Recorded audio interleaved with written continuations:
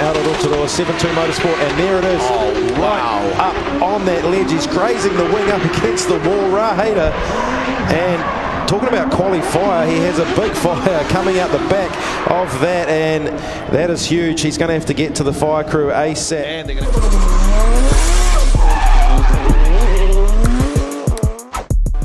Well, good evening, ladies and gentlemen, boys and girls. A very warm welcome to Mercury Baypark Stadium here in Tauranga. This is the grand finale of the Repco D1NZ National Drifting Championship Series. I'm Steve Daniel, part of the commentary team, and a very warm welcome. Tony G, welcome along. Oh, it's absolutely fantastic to be here at Baypark. It's what I've been looking forward to all season. It's the stadium round, it's the up close and personal round, it's Mount Maunganui. It's one of the warmer venues as well, although maybe not tonight. And here we are ready to go for qualifying of the final round, the grand finale right here at Baypark Stadium. Well, it's going to start off tonight with Pro Sport qualifying. From there, we're going to move into the Pro Championship. We've got a couple of guys. Daniel Edwards, he's up there. Keisuke Nagashima, again, another driver that wants to grab the top spot in the Pro Sport Championship. And he's looked good all season long, Keisuke. It's just, you know, is it his year? Is it what the time we're going to see the oldest car that's competing in Pro Sport pick up the championship? Well, I guess we're about to find out. One of the things, I spoke to Keisuke yesterday and I said to him, it's warm. No, actually, what is the temperatures right now? It certainly doesn't feel like a 15. I'd say it's a little bit cooler than that. We're glad to see a bit of wind speed out there at 29 kilometres an hour. Well, welcome along. Hello, everybody. I'm STM right there, Tony G. Yeah, and it's just, I don't know, there's a feeling around the atmosphere. It's going to build. It's going to be just the weekend, I think, is going to be absolutely amazing. I'm excited. I'm so stoked to be here. Well, it's a great place to be, of course. I mean, I've spent certainly a couple of days and a couple of nights here at Mercury Baypark, and a big shout out to the team from Bay Venues. The place looks amazing. The place looks incredible. Actually, the amount of work that goes into the venue before we get to the point we're at today is huge. Obviously, that this place is normally a speedway. It's what we come here to watch sprint cars, we watch super saloons, we watch stock cars. But tonight we're here watching drift cars go around, and the mammoth effort that's gone in the lead up to this. Obviously, kudos to everyone that's involved. Well, we look at what we're seeing here to the left of the shot. You can see that there was a bit of terracotta clay. And there goes a few lights there. Now, what's happened? I can tell you that, well, we've got a couple of the elite performance machines out there, and Jordan Joyce certainly not having it his way. So he came earlier on, he hit the wall in practice, and he's just come through in his final practice. He was doing a tandem pass with Sean Potros. Next minute, bang, into the concrete again. Yeah, so I try to keep a good eye on a fair few of the drivers during practice, and I mean, you can see on the wall there through the Repco wall ride already, there's plenty of scratch marks, there's plenty of rubber marks of where these tyres are rubbing up against there. Not what the drivers all want to be doing, obviously, in practice, but yeah, some of them getting up close and personal with that wall, and yeah, I'm really excited to see the battles come this, but of course, first we've got to get through qualifying. So what's going to happen is the drivers are going to make their way through. They're going to be doing dual passes. They'll qualify once, and there goes Moo in the background. And of course, a big warm welcome to everyone tuning in and watching us live across Facebook. I think YouTube, they might be joining us soon. And there's a crowd that's starting to build, of course. We've got a small crowd tomorrow, and it's going to be a great crowd. Today it's going to be a great crowd tomorrow. Yeah, beautiful shot of Mount Maunganui, isn't it, Steve? And it's a beautiful red night over the far side. You know what to say about a red night? Well, I mean, it just says that it's the same as the clay. But, I mean, it's a dog of a time out there for Jordan Joyce. He'll be wanting to get himself back out into the pits. Now, what have we got down here? Oh, look, there's some cars. There's some windscreens that look like they're ready to be shattered. And there's a couple of ramps at the front of them. Is that an indication of, well, it's 100% an indication of what we're going to see from the monster trucks. And talking about monster trucks, here we have them here, right here in the, this is the Taurus. The Taurus is a monster truck. Thank you to JDM team for bringing it up. James McManaway, they brought the Taurus up. They couldn't even find a Class 5 driver, but they found one in the end, and then off it came up here into Tauranga. That one is actually a rides truck as well, so I think it's got 10 seats in the back, driver up the front, and over the weekend they'll be taking rides all around the back while they're drifting on. So the mums and dads, we can go and do that. But I think at some stage tonight we should probably look at bringing one of these trucks out. Then we've got the one next door, and this is the one that was spoken about a few times. This is Kiwi Thunder. Kiwi Thunder was built in 1988. I was 10 years old, or I wasn't born if I want to lie to you. I've got a photo somewhere at home of me sitting inside the wheel. So Shane Wilson from Motorsport Communications, he's looked after the radios and stuff here across the D1NZ for many years and across other forms of motorsport, all sorts of places. But he decided that he liked the idea of getting that truck back in. They have done a mammoth job with many thanks to the likes of Linky CU, and they've got that truck back, and it's definitely looking like a monster. So at some stage this evening, I think we've got a demonstration that will be when we'll send Kiwi Thunder out to crush some cars, and we'll also send out the Taurus as well. Geez, it's a long time since I've seen one of those Navaras as well. Obviously it's nothing like a Navara anymore, but it's still very recognisable. Yeah, it's a pretty cool. So they've chucked in a few new things. There's because it's actually very, very difficult. I've actually, have you ever driven one of these? No, I have. I can't say. Yeah, I definitely can't say I have driven a monster truck. It would actually almost be on my bucket list to do. Ben Jenkins was talking about that only a couple of rounds ago, and he got to drive it, didn't he? Or was he going to drive it here? Oh, I think he's done a few more things. He's just not telling us. But Ben Jenkins, he took your spot and did a pretty good job on the Saturday of round number 3. That was at Manfield Circuit, Chris Amon. And then, of course, into round 4 the next day. You came along. It's nice to see you. All right. Well, here we are. We've got Baypark Speedway. Normally, there is 451 metres of terracotta clay covering this beautiful circuit. So we start off with the link acceleration zone. They head on down through the Repco wall ride. Normally turns number 3 and 4. And this is a mammoth wall ride too. As they come out of here, you'll see hard on the gas. They're right up against the concrete wall. And then at about this point here, they start to come off the wall. They do a switch.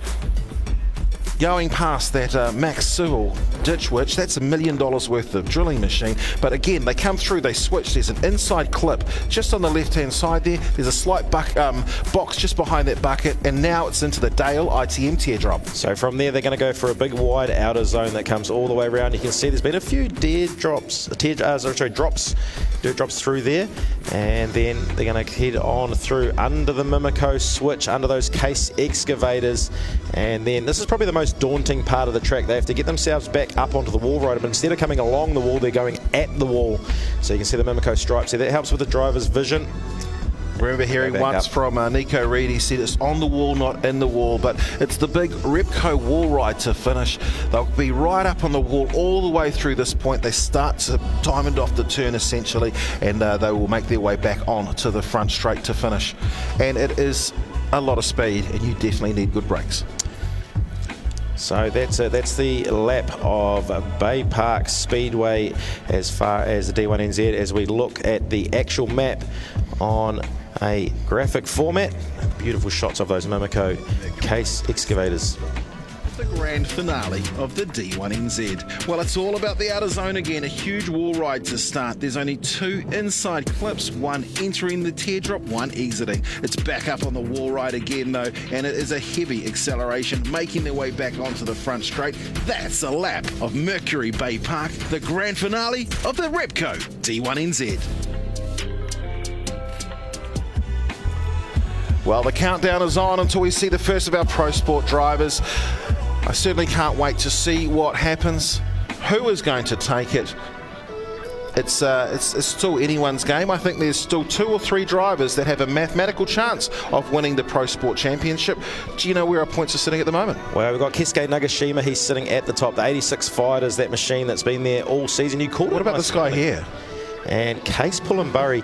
Now, mathematically, I've seen a few social media posts floating around. Oh, Case has won, Case has won. Case hasn't won. No, there's still a bit of work to do, but I tell you, one team that knows how to work it well is this team here. That's Cody Pullenburry on the left-hand side. In the car is Case Pullenburry. 2 incredible pro drivers. So what actually happens in the Pro Sport Championship is if you win the championship, what does that mean? That's it. You are gone from Pro Sport. You've got to make the step go up. You have to.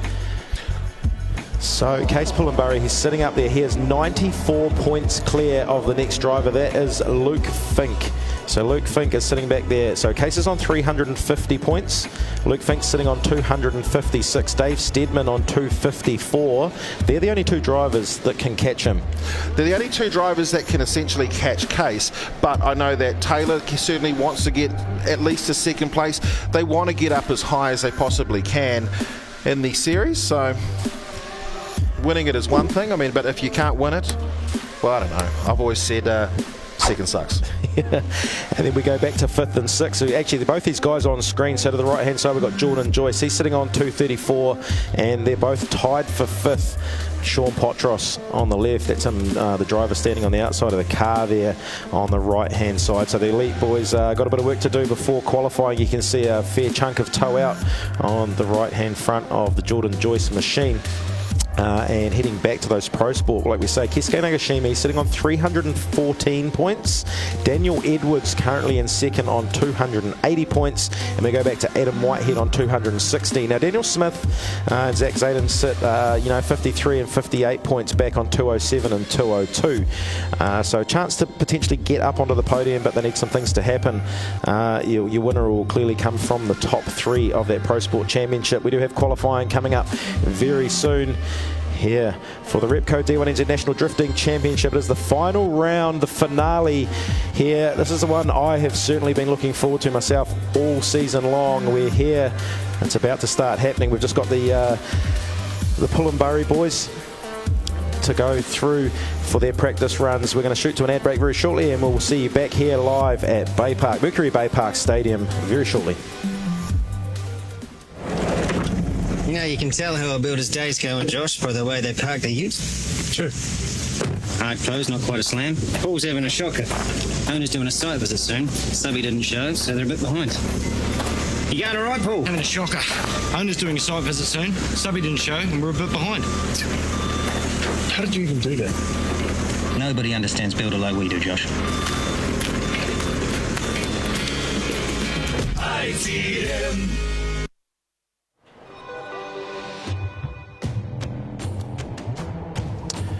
So here we are looking at the end of the recovery of the elite performance, and Jordan Joyce will have some work to do between now and qualifying. Well, there's certainly a bit of work, but there's also a little bit of time. The time we are a little bit behind. At the same time, let's talk about that because we've had a number of incidents out on track. So they're just getting the last of the cars out there. So they need to go up and... There we go. They've just undone the ram. They'll stand on the back, clip in the couple of clips to get that locked in place, and an hour later we'll get our car back out into the... So having a look at the qualifying order, I just think it just gave me a little surprise before. It looked like Cole Armstrong had already qualified, but no, he hadn't. I was wrong. So this is a speedway. This is the home of Baypark, the mighty Baypark Busters. It's also a home of a place, a breeding ground of future champions in the sport called mini stocks. A mini stock is a racing car that they race on dirt with kids aged 12 to 16 years of age. I was talking to a kid aged 12 to 16 years of age. Actually, he was 15 today, and I said to him, how many times have you won at Baypark? And he said, well, probably, 20, 30 times. And I said, have you realised that you've actually carried more checkered flags at Baypark than any other driver ever? And that's a person who's going to be the first one out tonight, a young guy called Corbin Wilson. He is 15 years old, And he is our first qualifier out, you say? yeah, he's going to be the first one out. All the lights are on in Team DSR's garage. As we're going to take a walk all the way through this pit lane here. Fantastic. I mean, the cars always look beautiful at the start of the weekend. There's Calvin Clark and Cole Armstrong. He'll be looking to do really well in front of his home crowd, as he always does. And then we go, and that's a familiar one right there, the name. Not so much the livery on the side of that one. Darren Kelly. And those boys, actually, they've been working hard on that car. They've got problems with that. And they've been working on that a lot more than he's actually been able to drive, Darren Kelly. But he certainly knows his way around here at Mercury Baypark Stadium as far as the drift circuit's concerned. Well, he's certainly won here before. He's a 3-times champion. There's a car that's got, he's got some interesting graphics on the nose of that. That's Adam Davies, is it? Taylor James driving the Mimico Ryco 24/7. Of course, JRI Insurance Brokers, CWR Wood Recyclers, HDL from out of Topor, and Gareth White Logging, all Taylor James's sponsors. And I'm sure Taylor James absolutely loves being behind the wheel of that rotary. Dean Young, he's still got a chance in the pro sport. And then there's Taylor James's daily driver, takes that one to work and back. Beautiful 64 Impala. Right-hand drive as well, not so common around the country.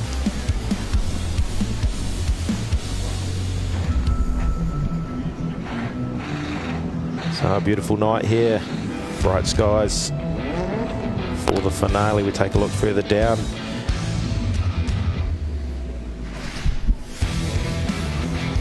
As the Jenkins brothers, good to see them back as well. They've had the season off essentially, but couldn't help themselves. Troy, the orange car, and Ben, the yellow one. So we can see the pit crew working hard at the back of those cars there as well, grabbing all the rubber out. There's Ben, look, a familiar face. Did a fantastic job helping us commentate down at Manfield Circuit, Chris Amon. And there's the JDM race team. Oh, no cars around JDM race team. Yeah, they're all lined up, ready to go back out again. Down the back there, our 4 times New Zealand Drift King, Fanger Dan Woolhouse. He was having fun kissing the wall. I saw him coming from one of his practice runs, missing his left rear tail light. So, absolute loving his rear lights up against the concrete wall. But we'll take a look at the season that has been so far for the Repco D1NZ National Drifting Championship 2024. International Motorsport Park. That was round 1 of the Repco D1NZ. Taylor James, a great lead to start with. Is he going to lead the championship that way? We've seen him do so well. Not a great start for Sam West. We've seen that 2JZ shutting down. Issues as well for Michael Thorley. The Pullenbury brothers looking quick out there. This was Case Pullenbury and Fanger Dan Woolhouse, our 4 times, our existing New Zealand champion. The controversy on this battle here between Adam Camplin and our Australian visitor Luke Fink. Local man, this is Connor Halligan. Fanger Dan throwing it sideways. It was a series of 1 more times that would mark the first round of the championship. For Case Pullenbury, Fanger Dan heading off into the scoria. You'll see the drivers side by side coming through to finish.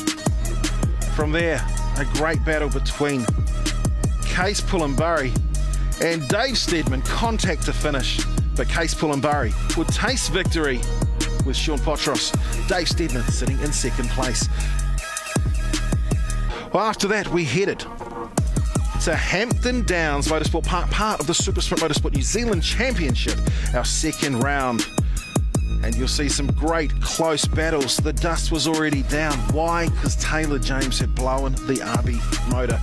Flames under the rear of Adam Davies, and that would see him lose it. But losing it big time was Luke Fink. Again, you can see the dust settling from all the oil that had been dropped from Taylor James's car. Clayton Daly out of Tauranga and the RHP Reed and Harrison Performance had to take on 199 Case Pullenbury. The battle of the teammates, looking elite out there, including a fair bit of contact. Hard on the gas. This was another one that caused a commotion. It was deemed that Connor Halligan had led the chase car into an unchaseable position, and that would mean that Pullenbury would go through into the next round. Well, it came down to these battles here. They're side by side, entering back on the straight. Case Pullenbury, he won everything last year and he's tasted 2 from 2 this year. And from there we moved to Manfield Circuit Chris Amon, round number 3 of the Repco D1NZ, also round number 4. Well, it was wet, it was tough, and it was not easy for the pro drivers, the pro sport drivers as well, who did it first, as we saw lots of cars over-rotating out there on a slippery track. Fanga Danny's done it all season, having to face up against Case Pullenbury. Case again chalking up a victory over our 4-time and the winningest driver in the D1NZ. Luke Fink, he was out there ruffling as many feathers as he could, our New Caledonian kid, certainly struggling as well. And then it came down to Case Pullenbury driving out and the car shutting down. Issues would stop his championship campaign in its tracks. He's won the first 2. The question will be, can he go any further? We see a couple of Mimico machines. That was Taylor James and Adam Davies out there on track. Taylor James driving his way through the crowd. He's had a terrible season, but it was good enough to take the win. Adam taking the win from Luke Fink and Jordan Joyce. Well, we were still down there. It was the second day, this Sunday, round number 4 of the Repco D1NZ, and we flipped the switch. We sent them in the reverse direction. You can see some strong driving, and what is this again? Yes, another battle between 2 champions, one of 4 times and one trying to get there. Well, issues for Fanga Dan's car. That car throwing about would give Case Pullenbury the edge, leading him through. Cones flying. Taylor James again behind the wheel of the Team DSR 13B rotary power plant. He won yesterday, but how much further could he make his way up?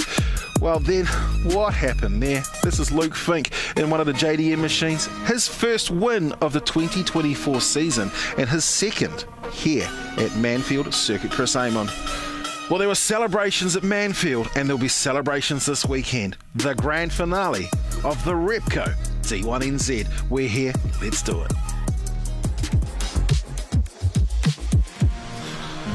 Well, we say let's do it, and out comes one of those Pullenbury's brothers we talked about, creeping out on track with his blue lights underneath. That is Cody Pullenbury.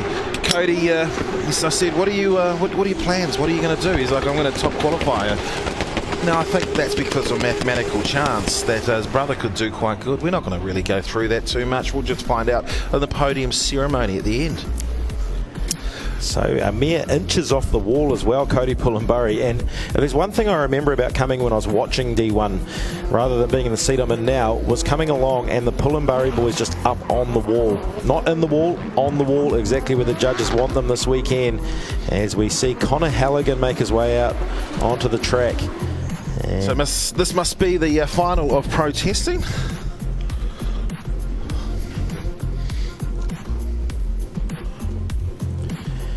So we're going to look at pro sport qualifying very shortly. A couple more runs for these pros out there. This is a little bit of a taste of what you got to come later on when the pro qualifying comes out. A little bit behind the schedule at the moment. Delayed start with some incidents that have been happening due to the concrete jungle that is Mercury Baypark Speedway.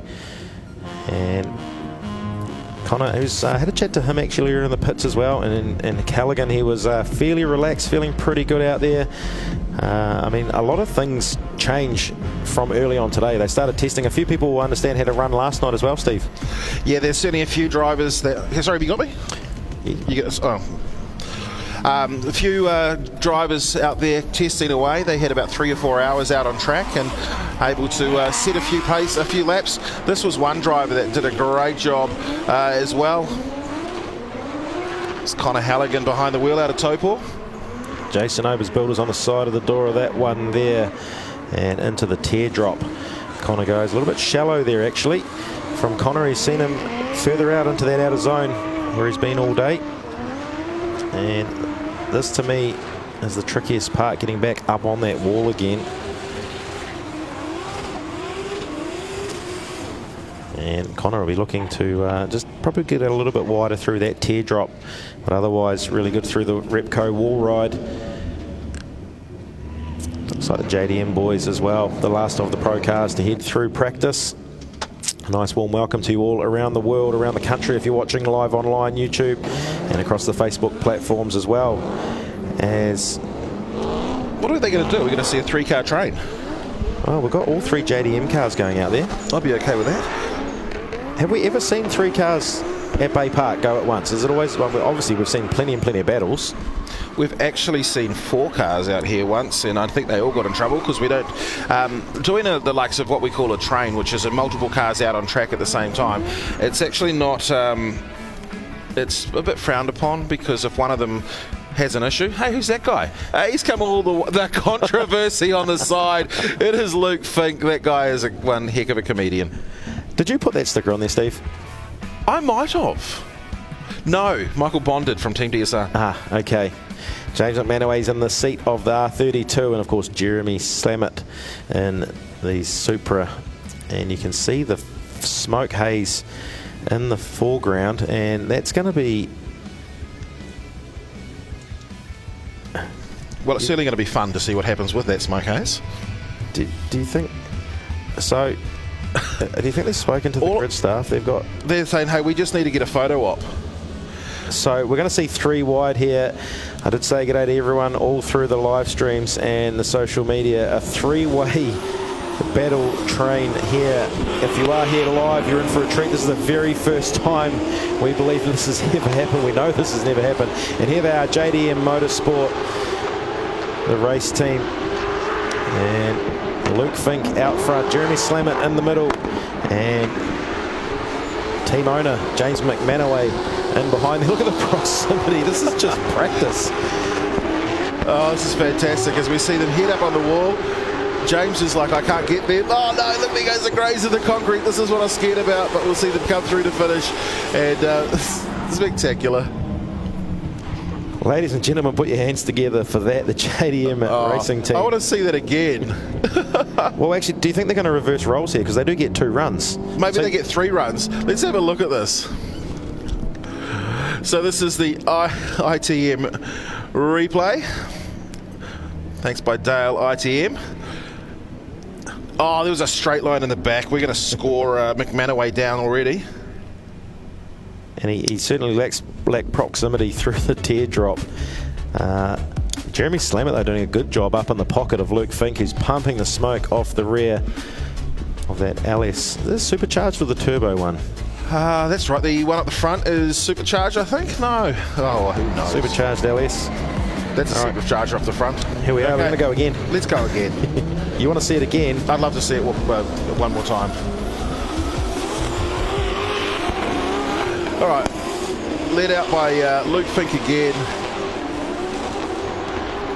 Oh, that is contact. You want to hear the lights instantly go red.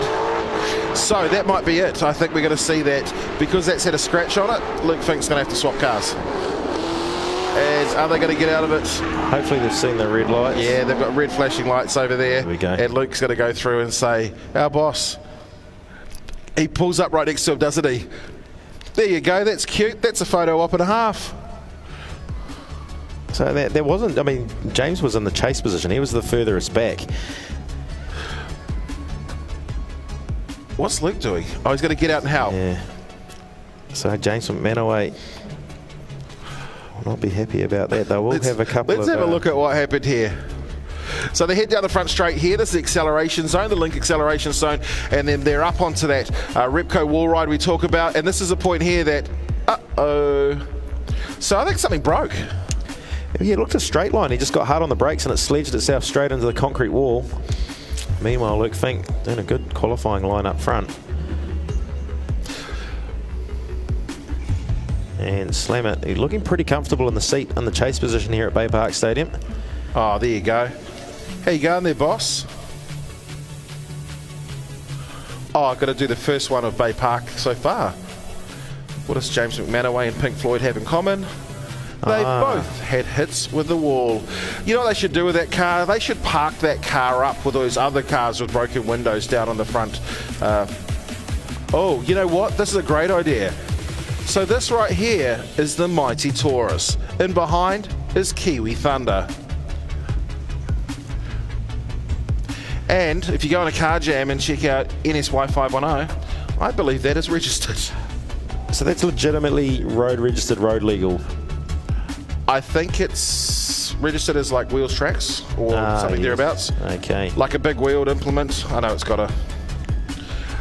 And this is the first time we've seen this truck out at... So I know that this truck here went to the old Baypark Speedway, and that was in 1995.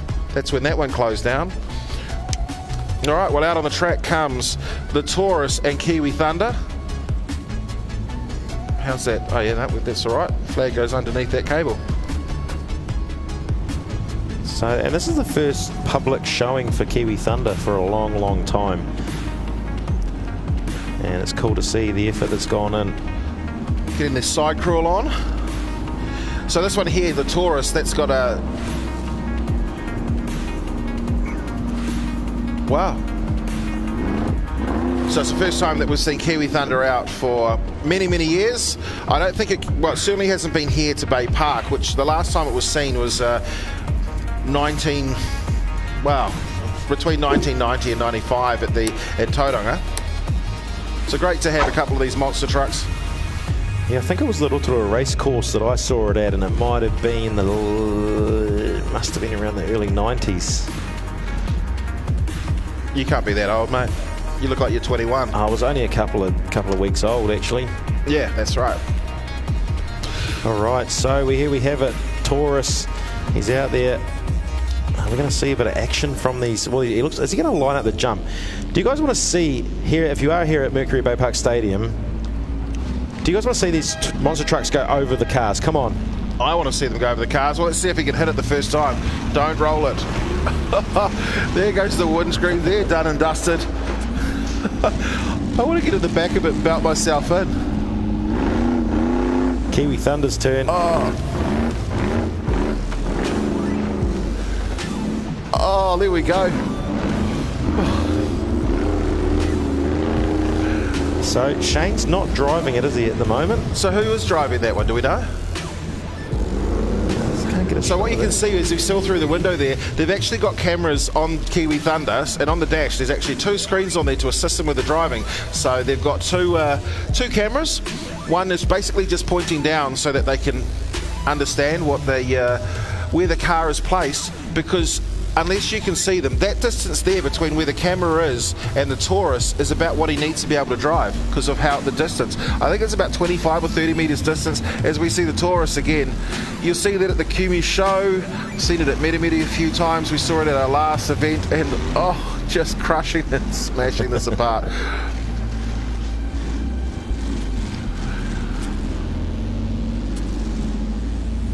And Kiwi Thunder's turn. Here it is.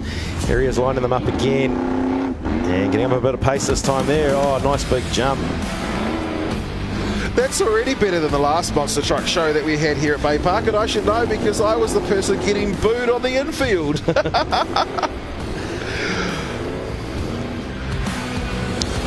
I didn't think we were in for this kind of a treat from the monster trucks already. And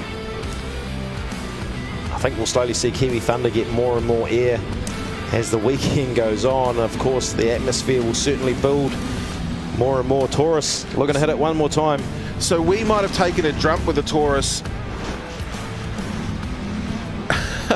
And of course, if you want to go for a ride in the Taurus, you have certainly got the ability to do so. And I understand that a pro driver are chucking the donuts up already. Here goes Kiwi Thunder. Welcome back. How good. Oh, those bouncers, do not roll that thing. Because if we do, we might have to leave it there for the weekend. And a huge thank you to the team at Pick Apart Marlimi Street here in Tauranga. We said to them, got any cars that are... So they gave us, I think it was 10 warranted, road registered cars, ready to go. And look at them now. Anyone know anyone that can supply a warrant for one of these vehicles? I'm sure we all have that person we know.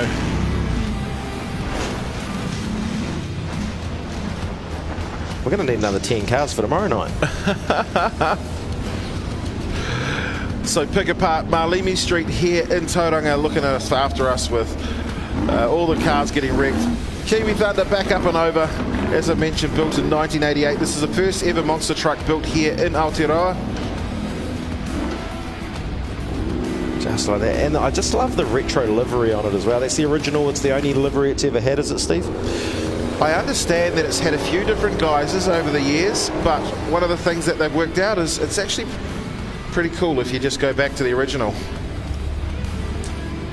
So monster truck action here, brought to you by Kiwi Thunder and the Taurus monster truck. You can't tell Tony Wilson anything. I want to see if let's see if we can get in that tomorrow. No, even better, we'll put Stephen MacGyver in there. Well, ladies and gentlemen, that is the Taurus, that is Kiwi Thunder. So we've got a couple of monster truck demonstrations tomorrow afternoon as well, and into the evening. Just something fun for the kids. Maybe a little bit of redemption. The Kiwi flag on Kiwi Thunder.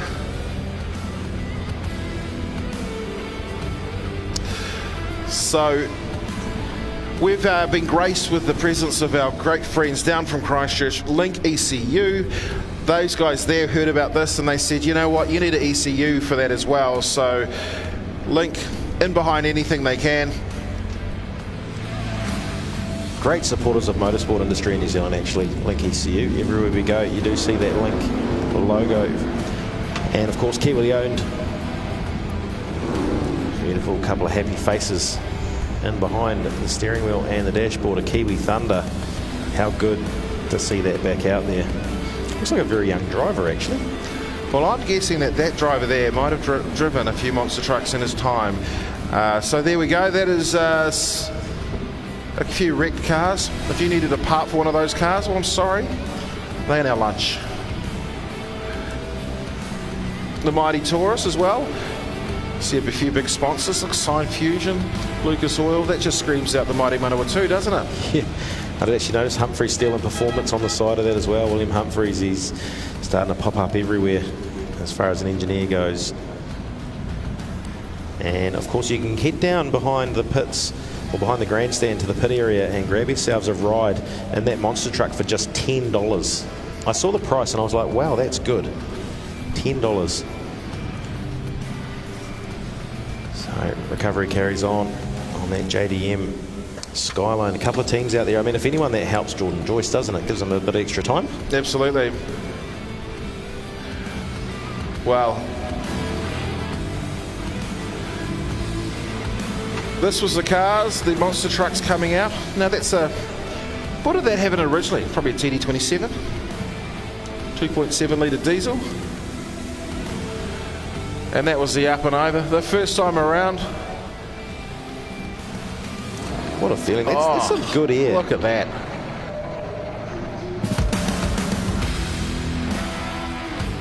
Hanging on to it well, the driver there. Well, welcome back again to Kiwi Thunder. It's nice to have that old truck, that old monster truck, still doing laps.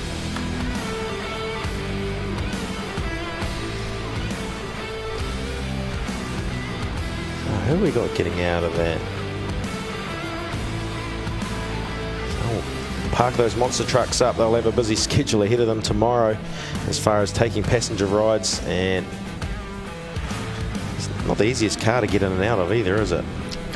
Well, that's Shane Wilson there. He's the new owner. He's like, I can't get out of my own truck.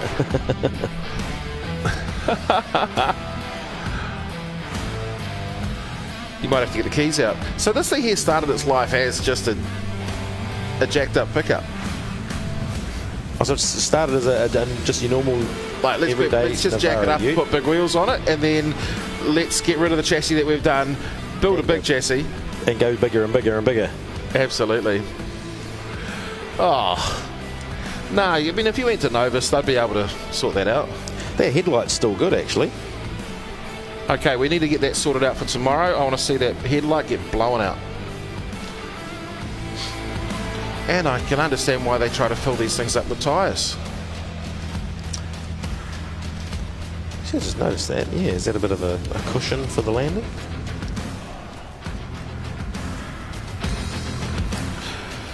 Oh, hello to James Turnbull.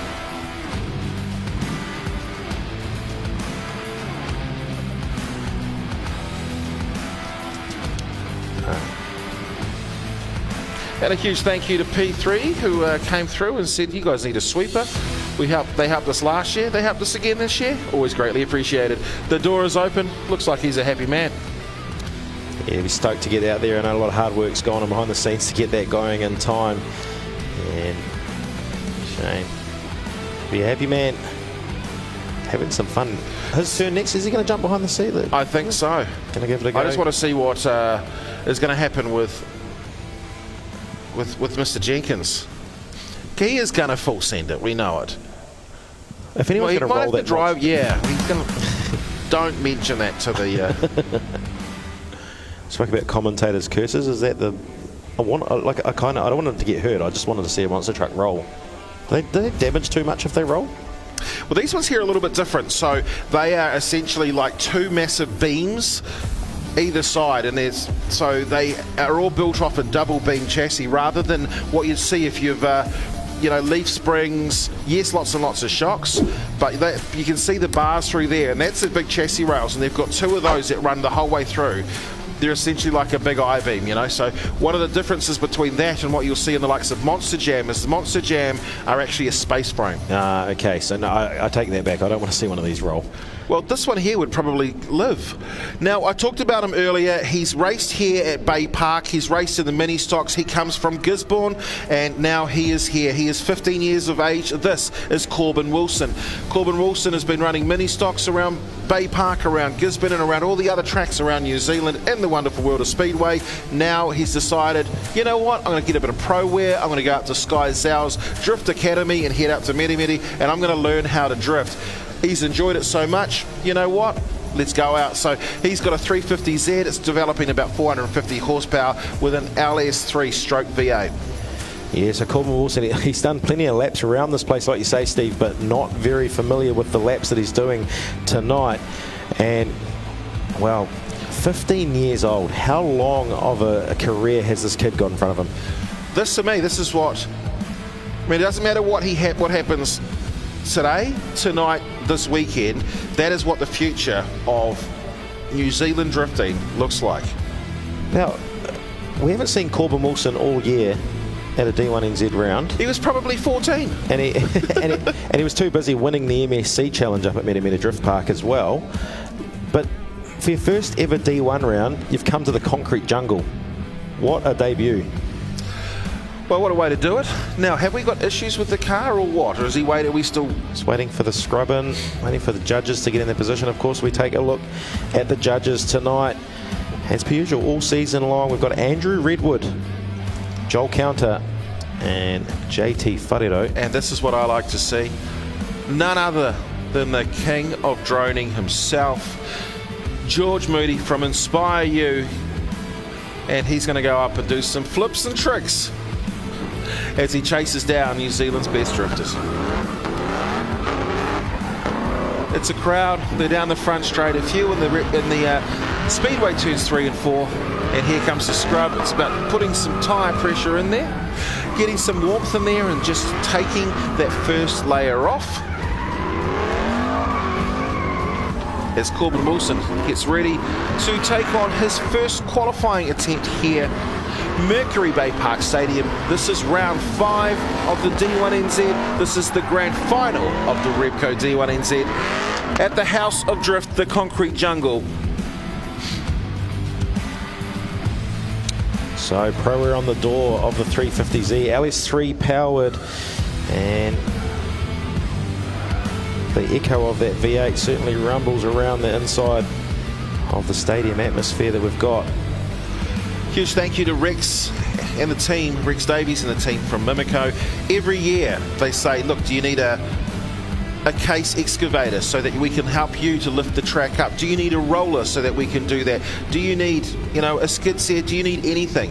Do you need a Moxie? You can haul that stuff as well. And Rex and the team, with the assistance of the great people from J-Swap Contractors, as well as many others, they go through and supply us with everything we need. We're talking about everything he needs. He's got everything he needs. He's got a great engine under the bonnet. He's got a steering wheel in front, and he's about to qualify for his first time. This is Corbin Wilson, the 15-year-old from Gisborne. Yeah, so Corbin comes through off the Repco wall ride into the Dale ITM teardrop for the first time, and he's right out on that line, filling that outer zone fantastically, looking to score some good points here in the first of his runs. He wasn't quite out on the wall on the way out there, but on the way back, just probably keeping it a little bit conservative to start with, but that will be a good bank score for Corbin Wilson. There he is, the first ever time qualifying at D1NZ.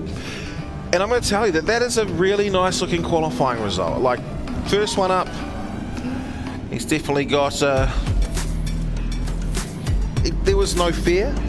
He looked smooth, he looked concise. Yeah, I mean, there's no need to push the absolute limits. We've got 29 drivers qualifying in pro sport, and just needs to bank a run, which he's done nicely, and then now he can look to be a touch more aggressive. So, I mean, Corbin Wilson, he doesn't seem to have much fear, does he, as a 15-year-old? And look for him to put it out there on the wall of the Repco wall ride. Run number 2 coming right up for him. Well, it goes down to the lights as we see them flash green. He accelerates down the link acceleration zone, and you'll see him grabbing gears now straight up to the Repco wall ride. How high does he get? And it's a solid run so far. He's about a metre off. He's starting to arc off the turn, and he will make his way down into the Dale ITM teardrop. Inside clip at this point, and this is the area where we want to see that left rear tyre right up on what was the yellow line. Makes his way through. This is the Mimico switch with the case excavators either side, and then it's up Tony to the Repco wall ride. Yeah, so we saw him on the way in. He was definitely closer, and he looks to be closer as well on the way back. Ladies and gentlemen, put your hands together for the very first time in the D1NZ National Drifting Championship for Corbin Wilson, and he has banked a good couple of scores there, a good couple of runs, and he will, I don't want to say it just yet, but he'll probably definitely qualify in the top 24. Well, it's going to, obviously the cream rises to the top, and this is the time to do it here at Baypark. Corbin Wilson, his first scores have come in. We'll talk about the judges shortly, and he's done 2 runs. He's got an 81.3 and an 82.7. With who loves him the most right now. Both Andrew Redwood and Joel Counter scored him an 83-point pass in his second run, and that gave him the highest score of 82.7. It was an 83, an 83 and an 82. The only problem that Corbin has is that although the judges have watched all day long all the drifting, you're never going to see a 100-point run in your first one, because if somebody sees something better, you can't score at 101. And so now going back to the scores, Steve, you've mentioned a 0.7. How do we get to a 0.7? Well, we'll have a look at the first run of Corbin Wilson. Andrew Redwood scored him a 76. Joel Counter scored him an 83. And Jairus Faredo scored him an 85. Now, when you add those 3 scores together and divide it by the number of judges scoring them, we'll create an average. And in that case, it was an average of, working off the top of my head, 81.3. And I was able to do the same thing with an 83, an 83 and an 82 with the 3 judges again, an 82.7. So a new judging scoring system brought into D1NZ this year, taking the average of the 3 judges instead of giving them a 40-point, a 30-point and a 30-point sector. Yeah, so what used to be was line was worth 35 points, angle was worth 35 points, and style was worth 30. Now the judges still keep an eye on what they love, which might in a certain case be the line. So a line is the required line that each of the drivers are given by the judges. They'll say, we want you to start, we want you to be on the left hand side, and we want you to do a certain thing to get out. After that, we'll ask them to have a certain amount of angle, and then after that it comes down to style and the fluidity. Well, this person's sponsored by a calendar company. Yeah, this is Chris Mildova, is it? No, this is not. It's Dylan James. Yeah, Dylan James, all the way from Christchurch, a regular competitor in Drift South, and looking very shallow through the first part of the section. Of course, he won't have often been to Baypark. It's probably the first time, in fact, that he's been here as he makes his way up into the Dale ITM teardrop for the first time. Well, he gets himself on the gas, gets ready to switch, needs to hit or get the rear of the car out by the green cones, and then again back up to the wall ride. One of the things you might look at is, I need to qualify in the top 24, but the other thing I need to do is I need to actually have a car that I can battle with. So isn't pushing it hard. We've seen his first one. Are we going to see him push it a little bit harder? As I mentioned, we will get the scores through to you as quick as we can. Each of the drivers will start on the left-hand side of the track, their left-hand side, and it will come down to the lights.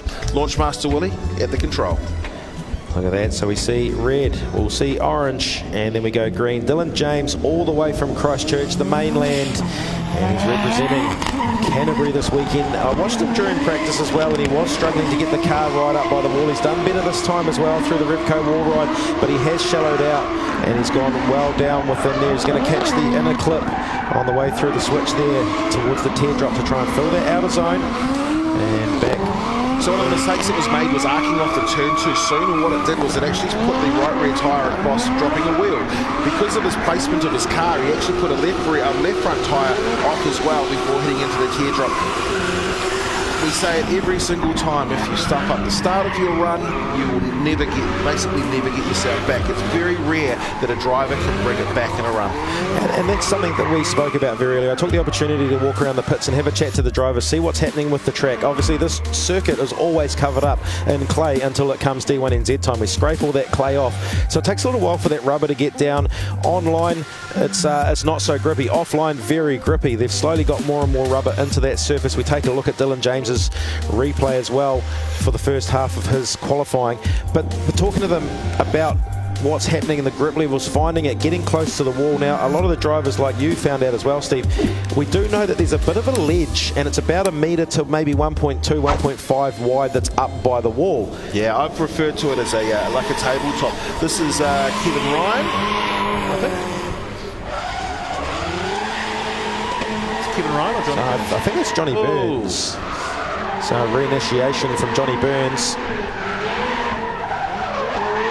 Comes through Max Civil on the side of the door. That one also sponsored by that calendar company. They've got girls' calendars. So this is the outside clip. We need to be by the green cones, and it's up on the wall. I tell you what, it was a terrible start of the lap, but he has actually tried to do his best to creep the car back up towards the wall. Hasn't been able to do that. We're going to see a lot more of that from the pros than we are of the pro sport drivers, and why? It comes down to the tyres. These guys here are running on 235 wide maximum width radial tyres, whereas we see the semi-slicks in the pro championship. So Dylan James's scores just quickly coming. He's got a 73.3 for his better of the two runs, which was his first one. And he's banked himself a score at least. Johnny Burns with that straight line reinitiation has scored just 1 point for an average. He has left the line though. Good enough to qualify at this stage as he sets off for a second run. In the past, we haven't had enough drivers to create a top 24. In this situation, we certainly do. So the drivers will need to ensure that they're posting times. There are what we're calling grudge matches, so the people that are a little bit further back will get the opportunity tomorrow to come out and battle each other out, basically to make up the tail end. That's huge angle to come through. If you take up too much angle, it's a big struggle. We can see a big clutch kick to get himself back up. Needs to bring the car up. He's actually sitting on he hasn't quite gone over the ledge at that point there, so there's essentially like a big tabletop as it goes the whole way around the wall, and that's in speedway you'll do something like that to try and create a second line or a second lane that you can race on. This is to essentially make a better line so you can drift on, but he hasn't been able to get up on the ledge. Yeah, and you said straight away, Steve, that the start of the run is what sets up the remainder of the run. If you can get yourself right up onto that ledge, that tabletop, and get out by the wall, it sort of tends to sit up there and just run around the outside of the wall.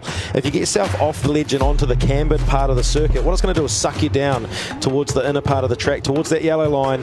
And as you can see here, Johnny Burns is running that line. You can see it, the camber of the track is literally just sucking Johnny down towards the pole line, which is not where the judges want to see these drift cars. They want to see them out by the wall, not touching the wall, not on the wall, just very close and up on that ledge that we need as we look to our next qualifier, the qualifier S15 of Ra Hader from Aotearoa 7-2 Motorsport, and there it is. Oh, wow. Right up on that ledge. He's grazing the wing up against the wall. Ra Hader, and talking about qualifier, he has a big fire coming out the back of that, and that is huge. He's going to have to get to the fire crew ASAP. And they're going to have to, so he's gone right up there. He's in the best place to be. And okay, they're coming straight over now. And what's Ra doing? He's running away from this. He's like, I'm on fire. All right, so come on. So there were some fire extinguishers right next to where you can see them in the background. He needs to get into the cab as well, possibly. No. Yeah, they do. So big problems for Ra Hader. That looks like a fuel issue of some sort. Ra looking absolutely fantastic in practice all day. It's literally lit up. So what's happened? Well, I mean, if that is an advertisement for qualifier, nothing's ever going to be. And while I've got the chance, a big shout out to Steve and Ben from Qualifier.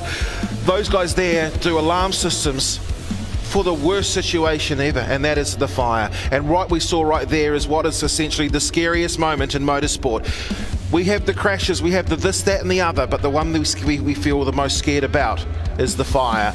We're glad that Ra, obviously, we can see him. He's taken his helmet off. He looks like he is A-OK. Yeah, and that's, I mean, kudos to the gear that he's wearing as well. Double layer suits. We'll take a look at the replay, and it's the perfect start for the qualifier S15 right up there on the ledge. Look at him right on that wall, and around he goes. The wing is literally scratching a black line all the way around there for Ra.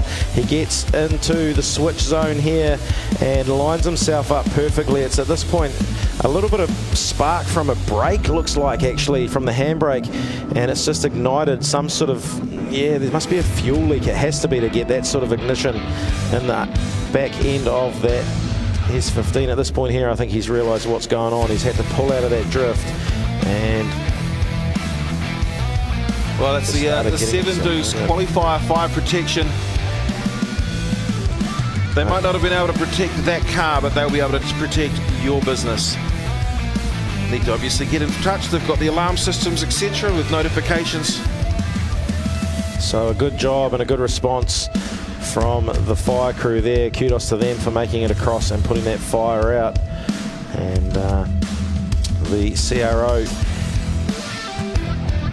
Kenny Ruddle, out there having a chat to Ra Hader, and it's good to see him out there. It's just very hard to see a very good friend of mine out there and watching his pride and joy.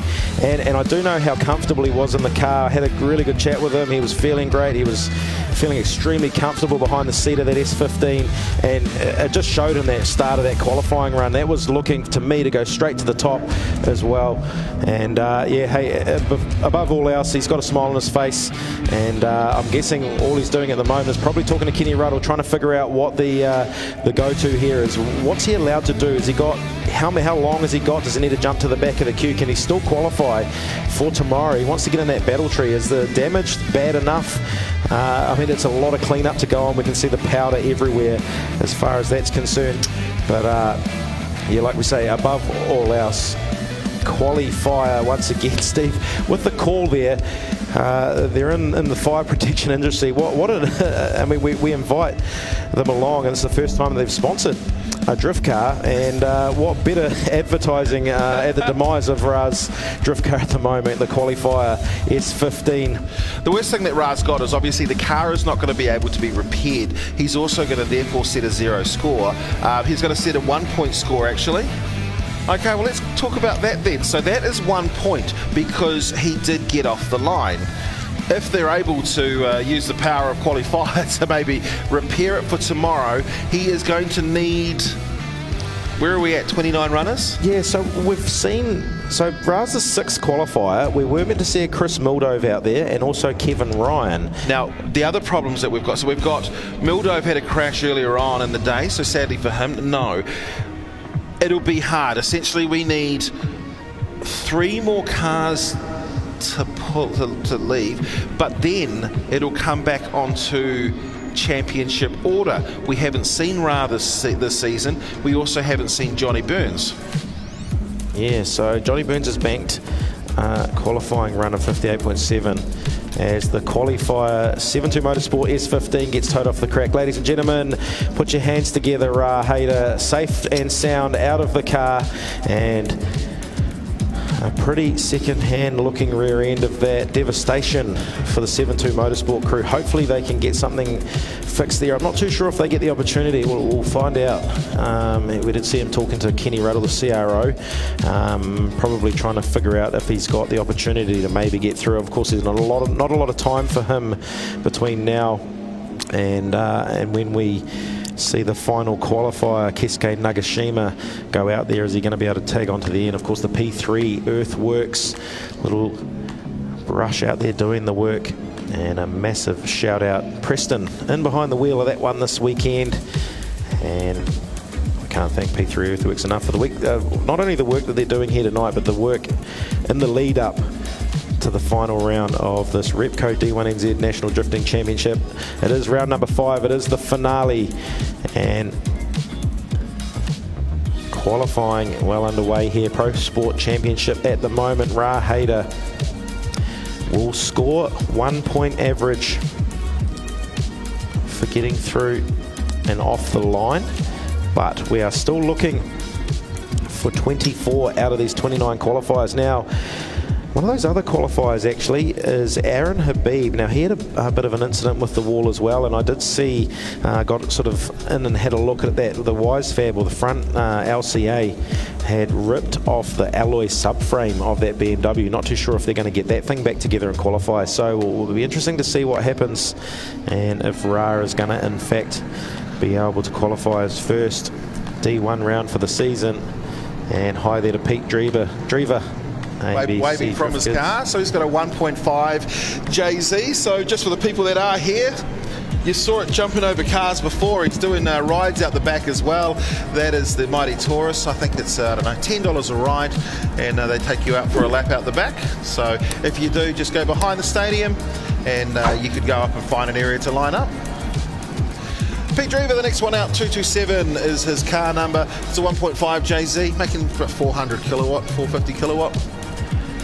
Yeah, and Pete also having a bit of a season off, but he's not scared to get out there and get it up against the wall. He is one of my favourite drift drivers actually to watch. He's very aggressive, very by nature, by driving skill nature-wise, but you get him out of the car and he's nowhere near aggressive. He's like one of the most timid people you meet. So ABC Drift Kids on the side of that one. Of course, you can head along and get yourself a great Christmas, birthday, anything so present. Good for the kids. And I got myself one for my son, and he loves it. A is for what? A is for Moxie. And of course, if you want to get yourself a Moxie, we'd love to see you get yourself a Moxie, or one of those case excavators, or that, I don't know, front end loader. They've all got names, they've all got things that they are available. They are pretty cool. So again, a huge thank you to the team from Mimico. What have we got there? We've got the Case Construction 921 wheel loader. That Case Construction 921G wheel loader boosts over 19,000 kgs of breakout force and speeds up to 40 kilometres an hour, featuring a mid-mount cooling module and SCR emissions technology for an unmatched fuel efficiency without the hassle of particulate filters. You know a lot about Moxies, Steve. I like that. Well, that was the case. I can tell you about Moxies after this. And a Dynapack roller. So Pete Drever leaves the line in the S13 from out of Taranaki, ABC Drift Kids, and not scared to get up on that ledge. And there he is, right out by the wall. And the Repco wall ride is going to come through and make his way through that inside clip there. Grabs the box perfectly and into the Dale ITM. Outer zone through the teardrop. A good looking qualifying run to start off the night for Pete Drever. Back through the Mimico switch under the Case excavators and back onto the Repco wall ride. Nice and close. Look at that. Oh, that's the rear guard all but touching, and Pete Drever, put your hands together for that one. And heads down towards that beautiful looking, that was a Moxie articulated dump truck. I know about those as well, but I also know about Pete Drever. Again, it's going to come down the line, and we're just going to wait for the fog to dissipate, the haze to... Of course, with that Moxie, discover the unmatched stability and performance of a Moxie articulated dump truck with a unique forward-mounted turning ring and sloping rear frame. The Moxie maximises ground contact, but you can see it in the background as we see this Dale ITM replay riding on board with George from Inspire You as we head back underneath that. George had to go and give it a little bit of a dip as we head up to the teardrop. So they're going to the Case excavators that you talked about. We're going to take off and have a look at Pete Drever's second run. This time he's closer than he was the first time on that Repco wall ride. Right out there with the guard all but scraping the wall as he throws it down on through into the Dale ITM teardrop through that inner clip. We're going to try and pick up that outer zone. Well, it's back up onto the gas. A nice smooth arc as he brings the nose back down, gets ready to grab that outside clip, and then back up on the wall we go. The big Repco wall ride, and he starts grazing that rear bumper again. This is pretty to watch. This is Pete Drever, ABC for kids. That was a nice run. ABC Drift Kids, check them out on all socials. So Pete Drever's first run, he scores 90 points from Andrew Redwood, 90 points from Jarius Wharedo, and an 89 from Joel Counter. That gives him an average of 89.7, and straight to P1 after his first run does Pete Drever go in that ABC Drift Kids S13. We're still looking for the points from a second run, and I can tell you that all three judges have just scored Pete Drever with 93 each, giving him an average of 93, so he even betters his score, and he will sit atop the Pro Sport qualifying board to start the night. Wow, that is sensational. Welcome back, Pete Drever. Now, Well, last time he was out, he touched the wall. This is the man that we thank, Max Civil. So as he heads down, this is a mechanical run for Aaron Habib.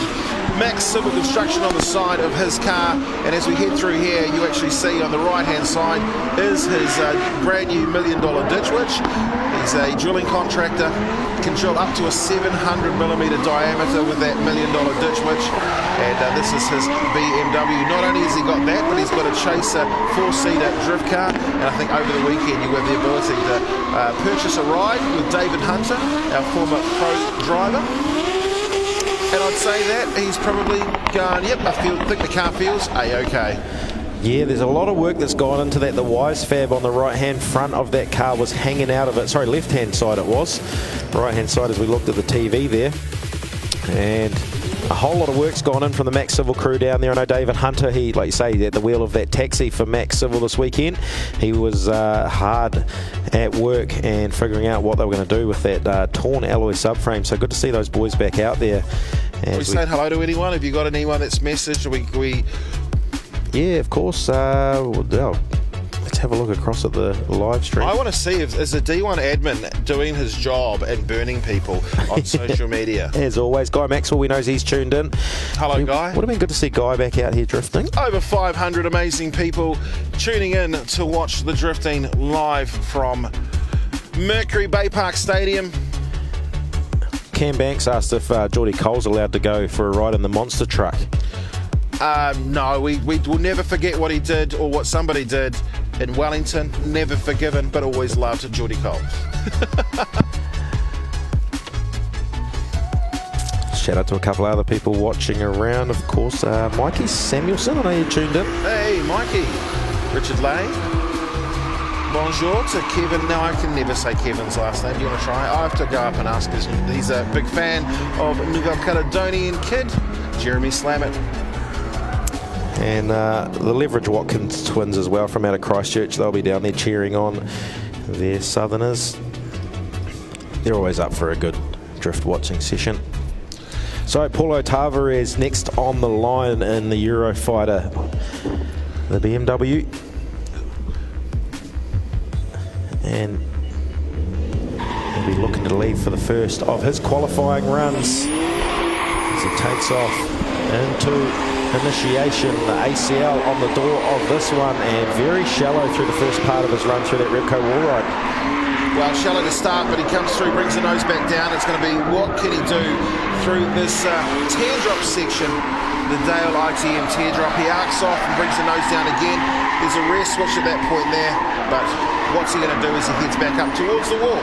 Yeah, you want to see that ACL BMW right up by the wall. He's a few metres off there now. Because he's off, you can literally see what's happened there. We'll check out the Dale ITM replay shortly as well, but he's not up by the wall. He's not up on that ledge. Throws a bit of dirt there as he spins around to go back into his second part of his qualifying run. But you watch the car, and if you don't see it, watch it again. Keep your eye on that car. If you're not up on that ledge, it sucks you down towards the yellow line or down towards that clay bank, and yeah, that's exactly what we can see that car doing there.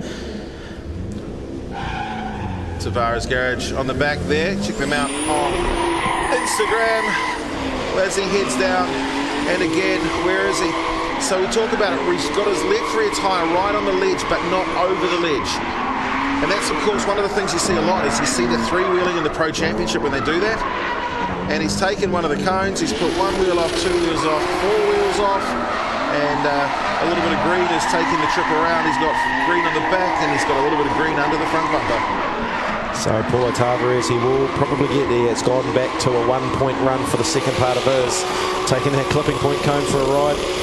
And banks a 66.7 average after run number 1. So that will be the qualifying point score for Paulo after his first run. Oh, there goes Launchmaster Willie, just sorting it out.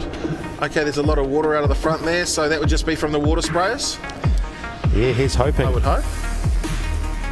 So we'll take a look at the Dale ITM replay. As he goes into the Repco wall ride, you can see the evidence of the car just fighting. Once you're into that camber part, you're just fighting the car to get it back out by the wall.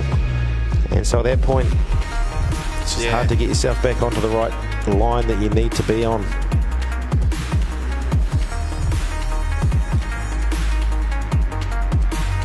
So ACL.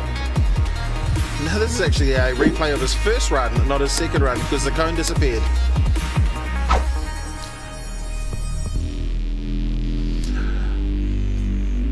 Yeah, and this is his second run now, I think. There we go. So yeah, once again, not getting right out by the wall and just fighting that car to keep it up, getting towards that ledge. And we'll talk about that all weekend, I'm sure. That's where he collects that clipping point cone. Well and truly, Garrett in the box. But I guess when it comes down to it, he was able to set a score in his first run. He got a 72, a 63 and a 65 to average 66.7. Three-wheeled it as well. It looked pretty.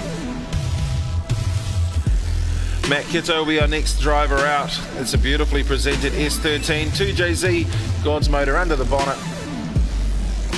Hello Jesse from Oversteer TV. Great to have you back this season. First time this season. Baypark certainly brings everybody along, don't they? So we'll get in there. Get some heat in those rear tyres.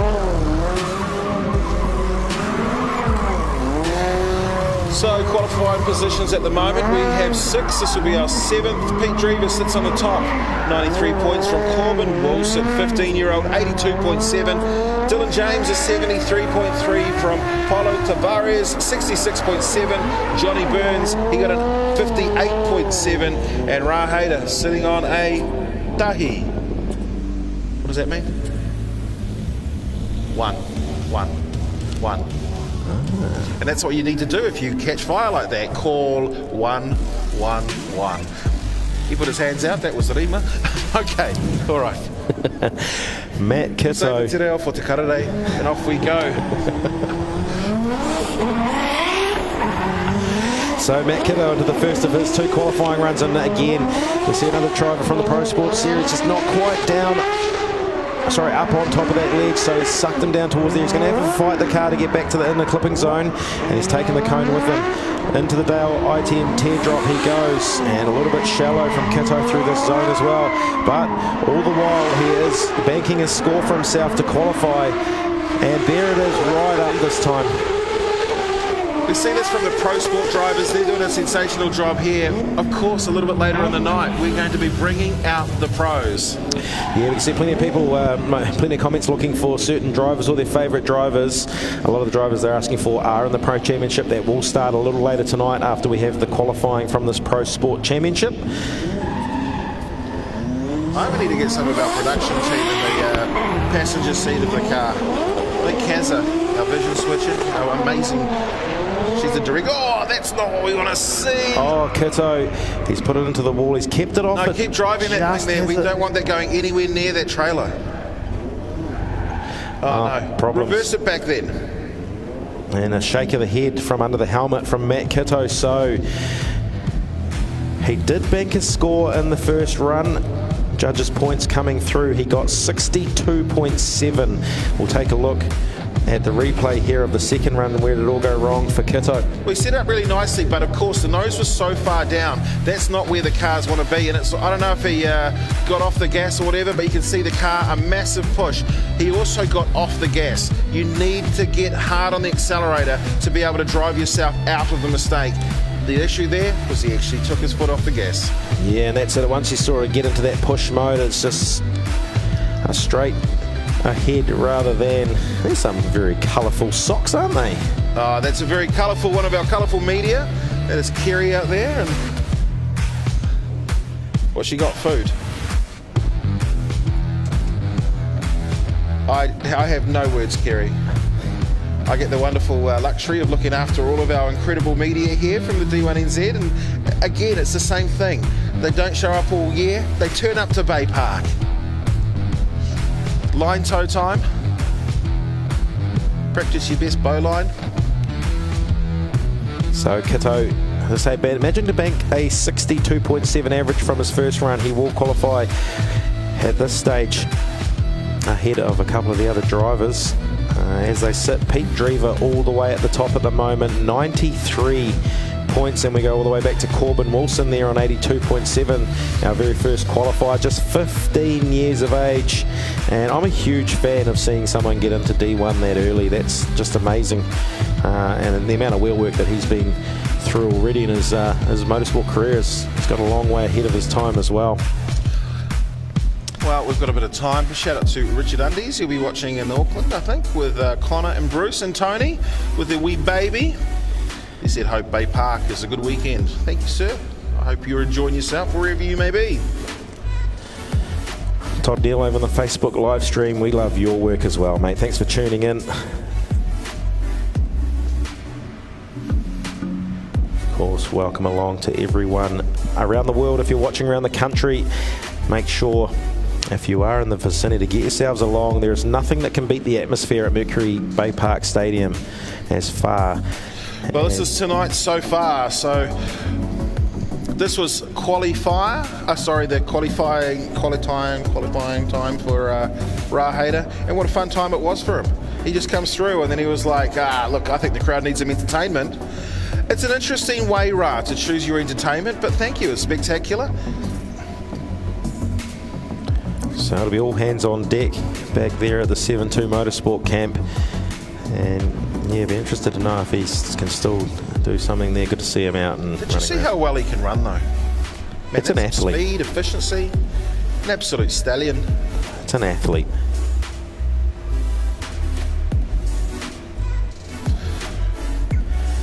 So those Mimico case excavators out there in the middle as well. There are some great looking machines, those case excavators. I see a front end loader out there as well. There sure is. There's a Case Construction 921 wheel loader. They've got the Case Construction CK130 excavator. That's the wheel loader there. That thing there boasts over 19,000 kgs of breakout force and speeds up to 40 kilometres an hour. Then we've got this one here. That is pretty special as well. From memory, that is a Moxie articulated dump truck. I don't think they like the word dump truck.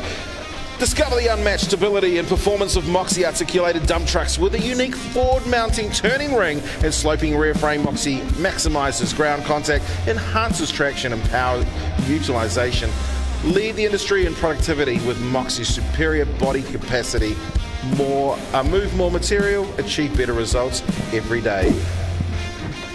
I mean, who wrote that? I love that. I love that you know so much about this machinery. It's just, you know. I have been known to from time to time. So I sent Rex Davies from Mimico, Adam's dad. Adam still calls him Rex. I think Adam should call him Dad. But I said to him, got any information on it? He's like, I'll just get my team to work on it, Steve. I said, why have I got a novel? He said, I've heard you talk. You can talk at 360 words a minute. Well, this all comes down to the great thought, the process that goes in the mind of those amazing gentlemen there. We've got Jairus, JT Wharedo, we've got Andrew Redwood in the middle, and Joel Counter.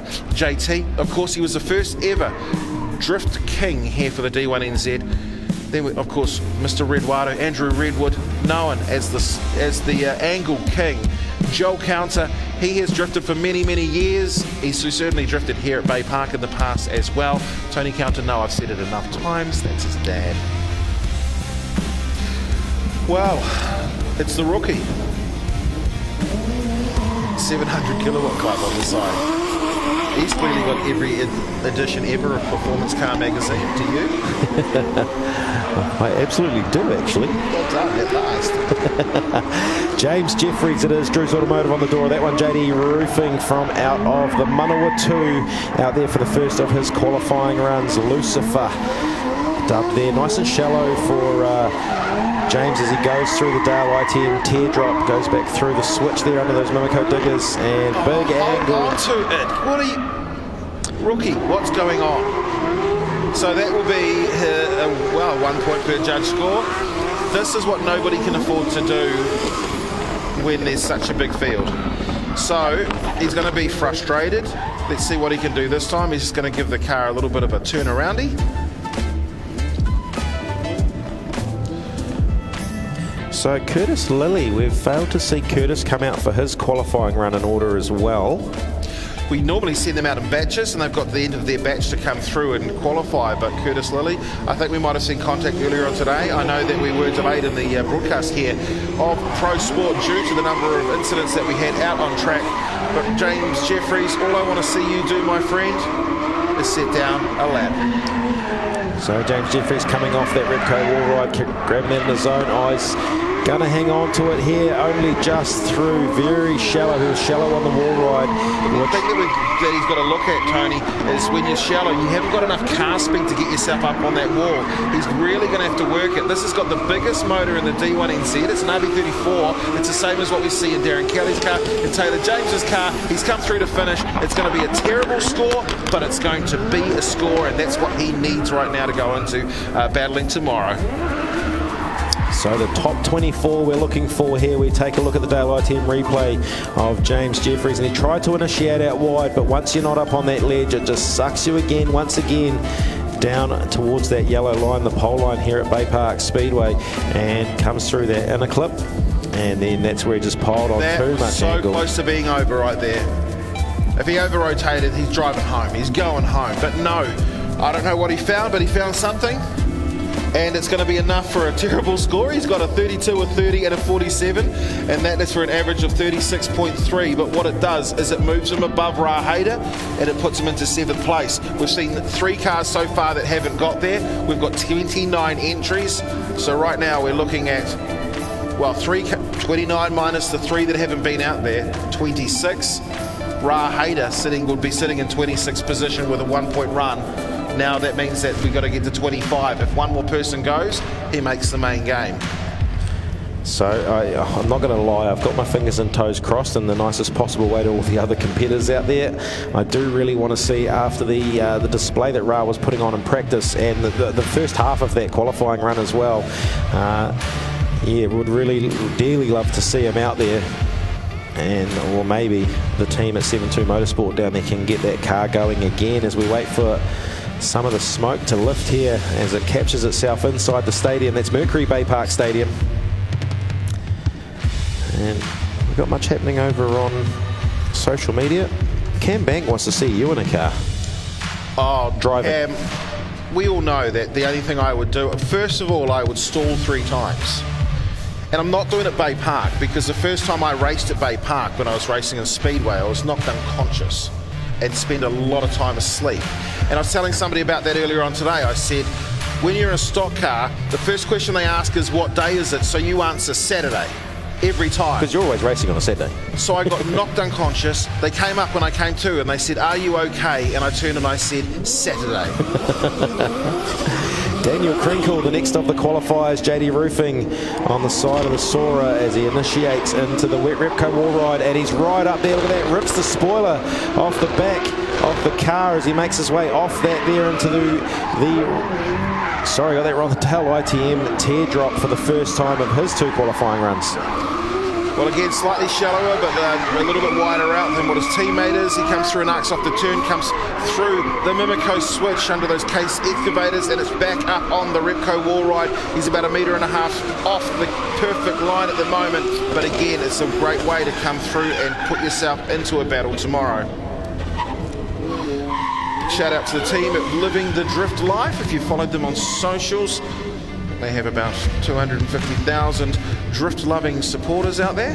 Let's have a look at this replay. Daniel Crinkle behind the wheel. You see he's done his first lap, and this is what it looked like. Yeah, he certainly got right up on that ledge. That's where the spoiler exited the chat, and what that did actually, he must have felt the scraping and just got himself off the wall ride, ended up a little bit shallow in the latter part of that, into that inner clip, and then trying to fill that out of zone.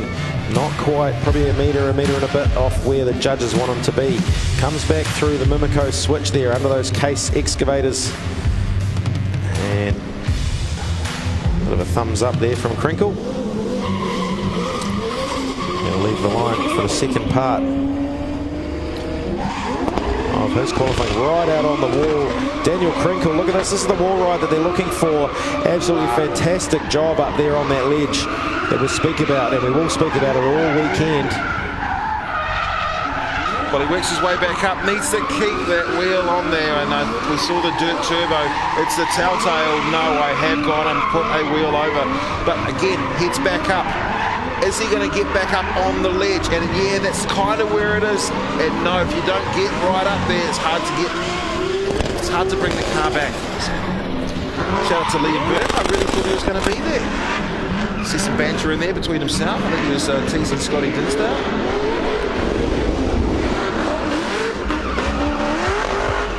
And that was a little bit of rev, a little bit of limmy. So we take a look at the second run from Crinkle, and that wall ride has probably been one of the best we've seen so far. Right up there, just touching the wall. And I'm not sure what that rumble is outside. Is something hitting the limiter quite severely? Shaking the commentary booth. Crinkle there goes in through under those excavators and back up onto the wall ride. And in the latter part of the wall ride, actually, watch this, he gets himself back up over that ledge. So Daniel Crinkle certainly fighting out of the way. One of your favourite drivers on the field, Steve? Jason Wu? Jason Wu in this LS-powered BMW Eurofighter. A sensational looking car and not a bad driver at all. Of course, supported by driftacademy.co.nz. If you want to get into drifting, check out Drift Academy. Sky Zhao and the team will get you behind the wheel and get you into a position where you can challenge for a D1NZ Pro Championship as well. He comes through under the Mimico switch. Back up on the wall again comes Jason Wu. It's a smooth drive, it's a smooth line. He's got a nice little arc, and he comes through to finish it. Man, I love that car.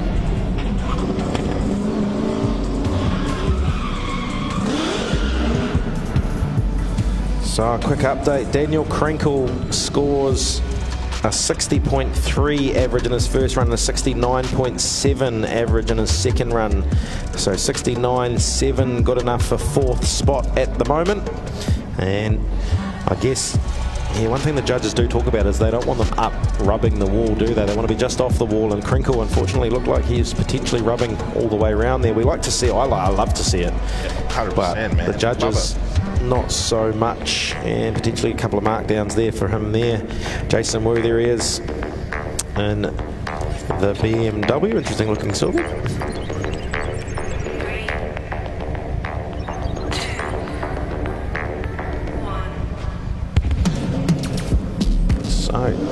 Orange lights light up, greens come on. Jason Wu, second part of his qualifying for him. Oh, there's a slight correction, adjustment. A bit of a double initiation, if you will. Well, let's have a look. The first score has come through, and it's not a bad score. We'll talk about it shortly. But Jason Wu, I just see him getting marked out on that startup, but the rest of the lap speed, okay. We'll see if he can claim back any points as he gets right up on this wall. Again, probably 1.5 meters, but he starts to make his way there. He's still got his tail lights, that's always a bonus. And that's probably the wall ride the judges are looking for right there. It was just barely even a couple of 100 mil off the wall, but you can tell once that car's up on the ledge, it just stays out there and floats around that wall ride brilliantly. Jason Wu. 19 more qualifiers to go, 29 qualifiers tonight. This is our top. Well, we've actually got 10 qualifiers, 3 didn't make the grade. That was the adjustment I mentioned. Of course, that meant he was shallow. If not, well, I think he was shallow rather than straight. Wasn't able to get back up. I'm going to suggest that second score. Here's one for you. The two judges, that may be actually changed, but one of the judges actually thought that was a sick run in that second one, but the other two actually zeroed him out. Let's go to his first run though with a 75, a 79 and a 64. There was a deduction in there, 74.7. He's currently sitting in third position, Jason Wu, as he comes through to finish. So second run, one of the judges thought, I thought there was a 70. That may actually be pulled. All right, so this is Matthew Brown, and that. Oh, very late initiation from Matthew Brown, but he's got right up onto the Repco wall ride, and he's going to hold it up there. Wow, that's a little bit off. But oh well, just see what he can do. He's done well to get himself to the outer zone through the teardrop. And picked himself back up under those case excavators and getting himself back up. But a left foot brake there to get him up right up on the wall. That's better. And he comes through the finish. Now, when we look at the replay, one of the things we're going to have to really take a look at is there's a line which I understand is the line that they have to use. So I think they might just send him in, and we may not see it, but it looked like he was straight. There's a line, and that is the line that they should have established their drift from. Oh, so that they need to initiate before a set point, and it was a very late initiation. So we're going to have a look. Are we going to? Okay, that is straight. That's the line. I need to probably go through and check out the judges' scores. The judges' notes. Okay, well, they've scored it. When we mention the scores, just a reminder to anyone that when we mention the scores, they are the scores that have been made. Now, some of the times that they'll have a discussion will be had afterwards from the officiator over the judges, and deductions can take place. Jason Wu actually received 2 deductions. Daniel Krinkle did the same in his second pass as well. So there may be some deductions, or they might just choose to do it. But right now, this man here is sitting in a great place. Yeah, Matthew Brown, he's looking really good this time. The wall ride, he held on to it a lot longer. Grabs that in a clip a lot better as well. This is a better run than the first one, I believe. And he's just hung on through the Dale ITM teardrop as well. Through the Mimico switch, he's going to pop himself back up onto the final Repco wall ride. Well, how far up can he go? You'll see them start to make their way up there, and then they'll arc up again to bring themselves down. So I can tell you right now that Daniel Brown scored an 83 and 83 and an 83 in his first pass, and that is good enough right now for second position. The second run is coming through at the moment, and there's a car that we haven't seen today. What is this? Yeah, so the Max Civil, driven by David Hunter this weekend, the Mac Daddy Taxi of Aaron Habib, and pretty underpowered machine. 4 seats in this Chaser, the Toyota Chaser, and I believe it's about 200 odd kilowatt. David Hunter there, great shots from the team at Inspire You Media. He's got Jandal on the number plate. That's what he has to feed it. You can hear the rev range that's in, and David Hunter, he's loving that out there, just taking taxi rides this weekend.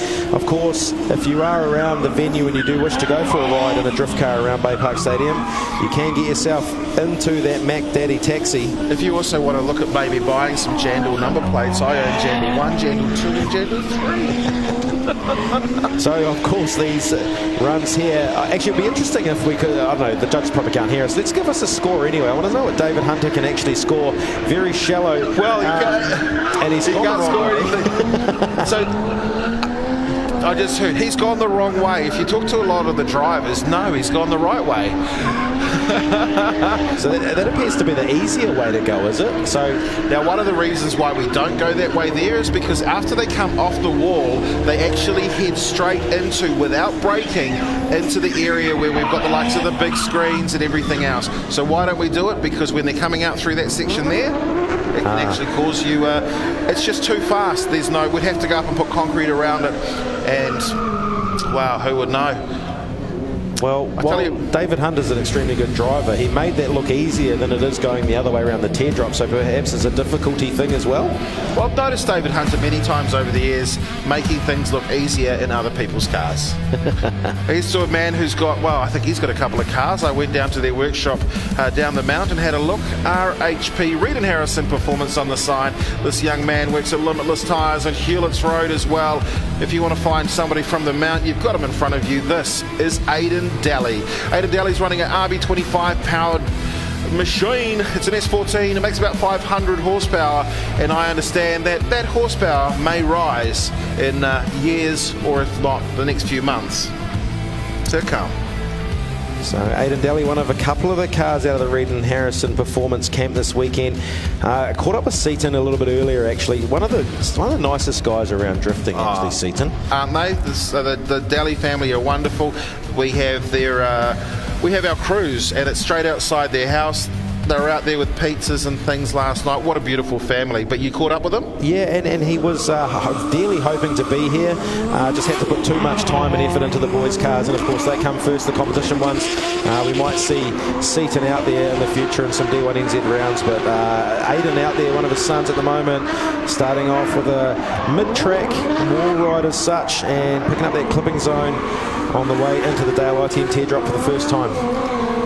Well, a huge thank you to Aidan, to his brother, to Kurt Blackie, and to Sam West. These guys went to all sorts of different schools. Shout out to anyone from Omokoroa #1 school, probably struggling to hear us with the sound of that RB25, but they went to Mount Maunganui Primary School. They went to Otamoitai Primary School. They also went to Omokoroa #1 school as well, and a huge shout out to all the teachers, to all the principals when we went to Omokoroa #1. And if you've ever seen, they used to do the lawnmower racing for many years at the school, and such a cool place, such a cool school. If you guys are there, I hope you're enjoying yourselves. I know that they were certainly given a couple of tickets for a couple of the class at some of those classes, so 3 or 4 of the kids will be coming along this weekend. How good. And the school let them drift around the school field, didn't they? They were definitely very keen on that, to go up and actually show the kids what it's all about. As Aidan Daly leaves the line for the second of his qualifying battles. This time he's got himself up near that ledge, and the wall ride looking much better this time around. He's banked himself a score for the first run. He's looking to improve that and be a bit more aggressive on the second. Aidan Daly and the Reed and Harrison Performance S14 throws it into the Dale ITM teardrop. Looking for a nice wide arc here as he comes back through the switch, another inner zone, back out onto the Repco wall ride for the final time of qualifying night. Shallow, he's not where he wants to be. And he will finish that run off. Aidan Daly scores quickly just in from David Hunter's run, 95. 95? Yeah, so he's not actually competing, so... What's the biggest score we saw this year? Do we got a 97 or 98? I know in Taupo we got a 99. Who scored the 99? Case? Yeah, but it was one of the judges scored 99. And it was either Case or Cody. So Case. That's David Hunter in that taxi, and that was from the reverse run as well. He scored the 95-point run. But of course not competing. I had a chat to Sam earlier in the day, and I said, your car's looking beautiful. Those tail lights in the back there, why have you got them in? He said, they're my rubbish ones. And I said, yeah, this guy's clearly spoken a little bit to David Hunter. Sam Rawson, he's got an RB25 in the C33 Laurel. He says he's 670 horsepower, but we know every drifter in New Zealand's at 1,000. Especially out of an RB25 Dirty Plus T. So there is, and he's definitely listening to this, Steve. Tail lights. Right on the wall, through the Repco wall ride, as he brings it through. Sam Wilson looking really good through there. Into that in the clip now, needs to wash it wide here and fill that outer zone all the way around the Dale ITM teardrop. Done that very well, pumping the smoke off those rear tyres. And beautifully presented Laurel, this one. Privateer. And Shallow on the way back through as well from Sam, who's looking really good up until this point. And mid-track for him on the Repco wall ride. Just quickly an update from Aidan Daly.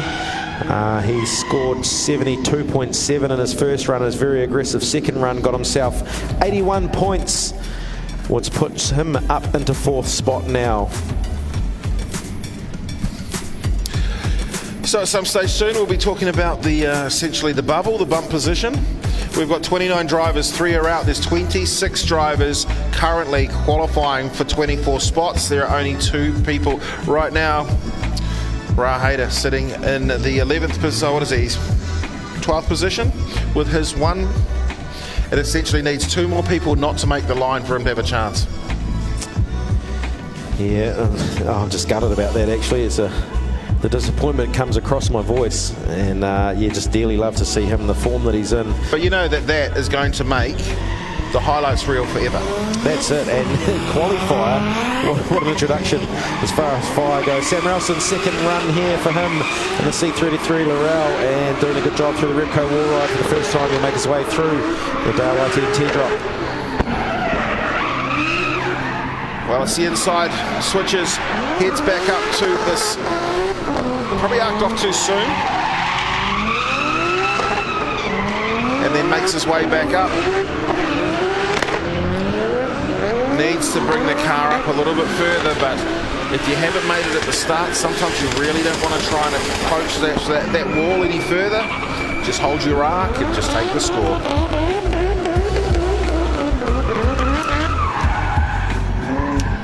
Braden Mayer next. So we'll take a look at the Dale ITM replay here. First versus second run for Sam Ralston, and you can see most certainly the difference in the depth of the wall rides between the first and second one. And then on the right hand side of the screen, that's where he stalled it up, pulled on too much angle.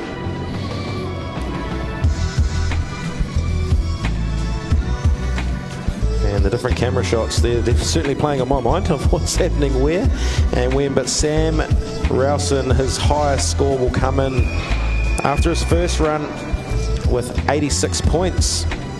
That was with a 2-point deduction, so he scored 82, 82 and an 88.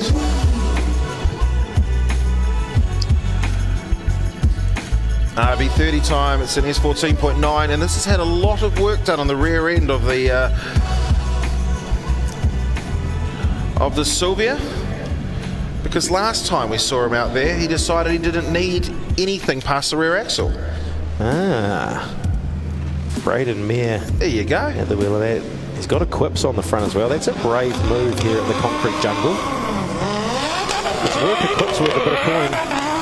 Heads off through the link acceleration zone into the Repco wall ride for the first of his 2 runs. You see him starting to work the foot brake.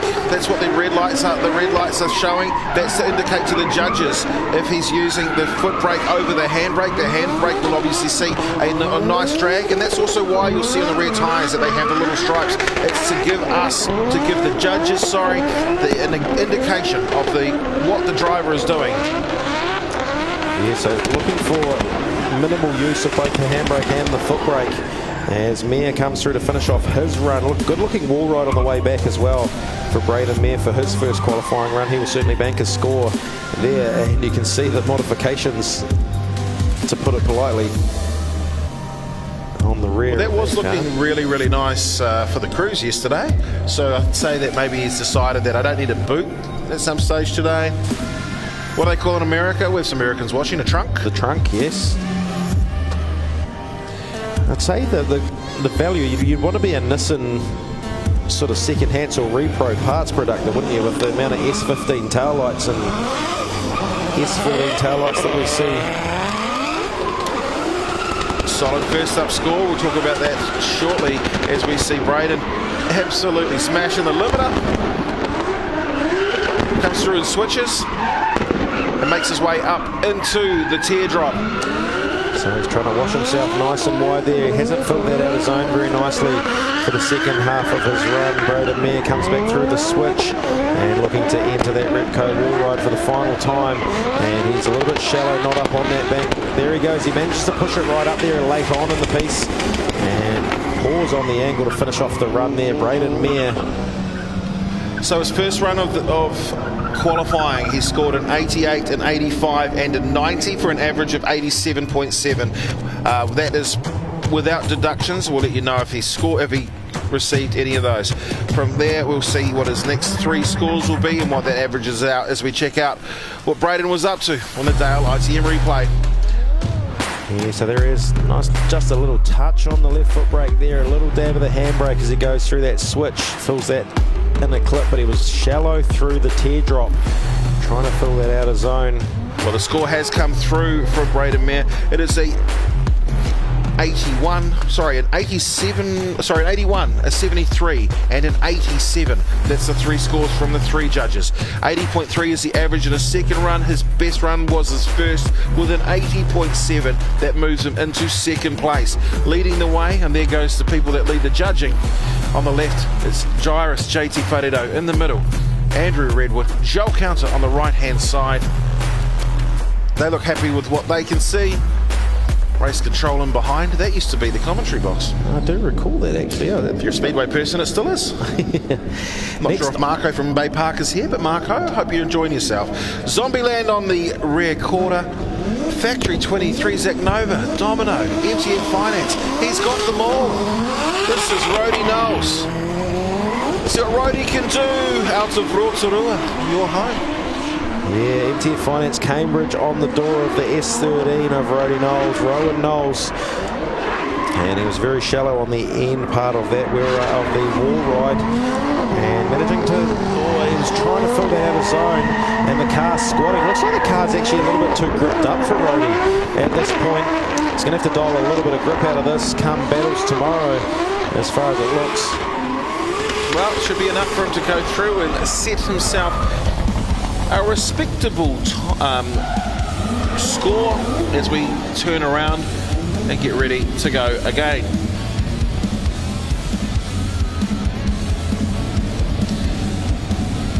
As Tony mentioned earlier, it's red, it's orange, and now it's green. And head off down the link acceleration zone. Time to hit the Repco wall ride, and it's definitely a lot closer this time for Rody Knowles. It's a great looking start to a lap. Might have chucked the wheel off on that right hand side, may have done the same thing, but he's back on the gas again. Where is that left rear tyre? It's about half a metre off the perfect place. Makes his way through the centre, sets himself up nicely via the outside clip, and it's back out to the wall. Back onto the Repco wall ride, very shallow this time here. He does manage to bring the car up, and he'll bring it to a stop. That's a good, solid second lap. Maybe a couple of deductions. He's happy. That's what we like to see. First lap, I can tell you, Rody Knowles was good for 7th position with a 78, a 73 and a 75. That gave him an average of 75.3. This was a second lap now. So the Dale ITM replay here. Rody throws it in to initiation and just trying to get it up, not quite on the ledge, so he was battling to keep the car up. You can see it shallow out towards the end of the wall ride, and he does manage to pull it though into that inner clip, and into the teardrop he goes, but it does look like that car is extremely gripped up. Quickly we move on to the next car, Aaron Habib from out of Total. This man put in a lot of effort, a lot of time into the preparation of this weekend, and it's great to see him repair that car after a bit of an incident in practice. He's got the BMW back out there. Max Civil on the door. It is Aaron Habib for his qualifying run. The first time that we see him out there for his first run, he's going to go through the Mimico switch now. And he's looking not too bad, all things considered. A little bit shallow. He's going to be mid-track for his Repco wall ride, but he will do enough to bank a score. Aaron Habib. Just like that. And that was a solid run for Aaron Habib. As we can't not mention the amount of work that he has done. Last year, he still worked his butt off. He didn't manage to go drifting. This is his first time that he's actually drifted Baypark in competition. He's got the 4-seater taxi as well, the Mac Daddy Civil, but this one here is the Mac Civil Construction. He was the man who organises the cruise. We've seen, we did it, V8 Supercars thought it was so good, they did it in Taupo. And then we thought we'd bring it back again. We had 50 cars head down, all the way down the beach at the Mount. We parked up for a good hour. We let all the kids from Mount College and a lot of other schools, a lot of other people just stopped and said, what's going on? This is going on. The grand finale of the Repco D1NZ. This is round 5. This is the second to last day of the 24 season. So it'll be second qualifying run for him. He's shallower than he'd probably want to be through that Repco wall ride for the first part of his second qualifying run. Gets the nose tucked in for the inner clip. He's going to wash out wide here for the Dale ITM teardrop. And he's right, filled that outer zone extremely nicely. Coming back under those case diggers there. Switches nicely now, get right up on that wall, get up onto that ledge. And a little bit shallow as well, once again on the wall ride. I'm sure he's going to be a little bit sheepish, if anything, after that incident. I'm sure that car as well, the wheel alignment, what I saw that had to go on, the subframe damage that was from that lower control arm of that Wisefab suspension that got ripped out from there in practice. They had to basically remount it, re-weld on some bits and pieces to the subframe, and it was probably a big task enough as itself without having to do a real wheel alignment. Well, this is a Dale ITM replay of his second lap. His first one, I can tell you, he scored an 82, an 83 and a 78. That was worth 81 points. Has he done any better in the second half? Well, he's done a 74, a 72 and a 78. That's an average of 74.7. No, he has not. Therefore, he will move into 6th position with an 81-point pass. Ahead of him in the standings so far, Corbin Wilson, the 15. It seems like so long ago. And Matthew Brown, 4th place, Sam Rawson, Braden Mayer and Pete Drever. Here's another one of those calendar companies. Ryan Parry behind the wheel. S14, it's an RB25, 600 horsepower. Pulsar turbo systems on the side, and calendar girls at Ryan Parry Drift on socials. He's getting to the lights. We go red, we go orange, 3 strikes, and then we green. If you are here at the stadium, be yourselves in for a treat. The limiter on this car sounds absolutely amazing as Ryan Parry throws it in for the Repco wall ride for the first time. A little bit of work on the left foot brake there to keep him right out wide by the wall. And this is one of the best wall rides I've seen for a little bit here in Pro Sport qualifying. Just 10 qualifiers to come. Ryan Parry, the first of those 10. And look at it through the Dale ITM teardrop, filling that out of zone just nicely. He'll make his way back through the Mimico switch and into the Repco wall ride for the final time. Well, we talk about limiter. Let's see if we can hear it. Oh, absolutely thumping the loud pedal. And that is, wow, there's a millimetre between him and the wall at this point here. Is he going to bank a great score for that? I would suggest he might. Yeah, just a quick look at the top 5 as they sit at the moment. Pete Drever at the top with 93, Braden Mayer on 87.7, Sam Rowson on 86, Matthew Brown 83, and Corbin Wilson, our early qualifier, still sitting up there in the top 5 with 82.7. But as I say that, we'll look out for Ryan Parry after that run. I'm sure he will push him outside that top 5. That was a good looking first run, and banking that score, look for him to be a bit more aggressive in the second as well. Well, we'll head off down the Link ECU acceleration zone. And is he going to get closer? Yes, he is. He is on the wall, if not in it. Let's have a look at the switch as he comes under that case front end loader. And we'll go up through the top of the teardrop. Shallow. Yeah, much shallower from Ryan Parry this time around. And the Calendar Girls S14. Now Torotora. He is back up on that wall ride, and that's what we want to see. How good is this, ladies and gentlemen, up by the wall?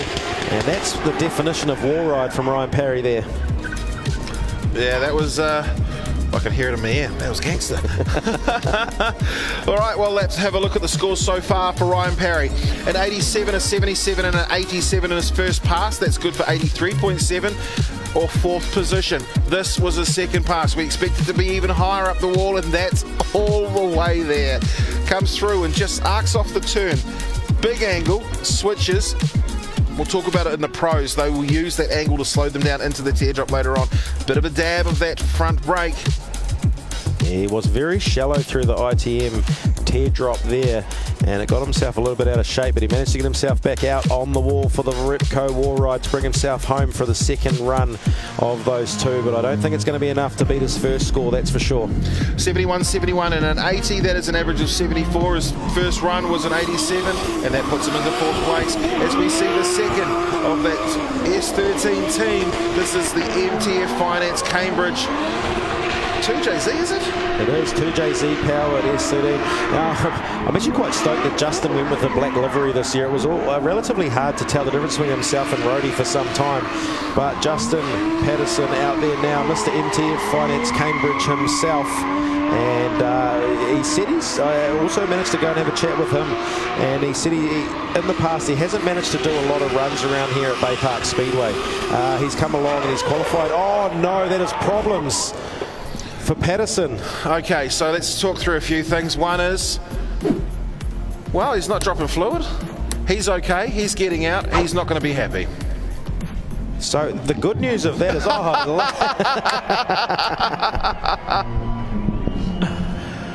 oh, look at that, just like that, Justin Patterson. Now, the good news is that he got across the line, so he completed the run. That's all happened after the drift section. So, just as I was saying, I was having a chat to him. He's saying how comfortable he felt out there, and as it happened, he's knows himself out on the wall, but just like that, there's the fluid, so hopefully that's nothing too major. And like I say, the good news above all else for Justin is that he has qualified. He will have all night to fix that machine. The MTF Finance Cambridge, of course, if you do need some sort of finance for your boat, car, forklift, trucks, anything like that, you want to go on holiday, take it out against your motor vehicle, you can grab yourself, yeah, or potentially some finance to fix a damaged race car. But he looked really good there, coming off the wall, a little dab of the handbrake, fits through that inner zone and out to the outer zone. So a little bit shallow on the exit of the Dale ITM teardrop, comes through back out onto the Repco wall ride for the final time. Now this is the bit here that I'm interested in, and I'm pretty sure, oh look at that, good wall ride there, just touching the wall, and he goes across the line here to finish his run, and it's after that that he needs to keep it straight and bang into the wall. So he will bank a score. And that is the best part of the situation, the best part of a bad situation for Justin Patterson. So they'll just check the damage. We'll get up close and personal here with the MTF Finance Cambridge S13 of Justin Patterson as the crash crew. Bit of showmanship from Justin anyway, getting out and jumping straight on the roof, taking a bow. The entertainment you're looking for here. And I think a fiberglass front bumper may be the least of his worries at this stage. Oh, there goes left front guard. We'll take another look at that replay. And a little bit of wall ride touchage there. And comes on through. And that's where he will finish the run there. So, yes, gets all out of shape afterwards.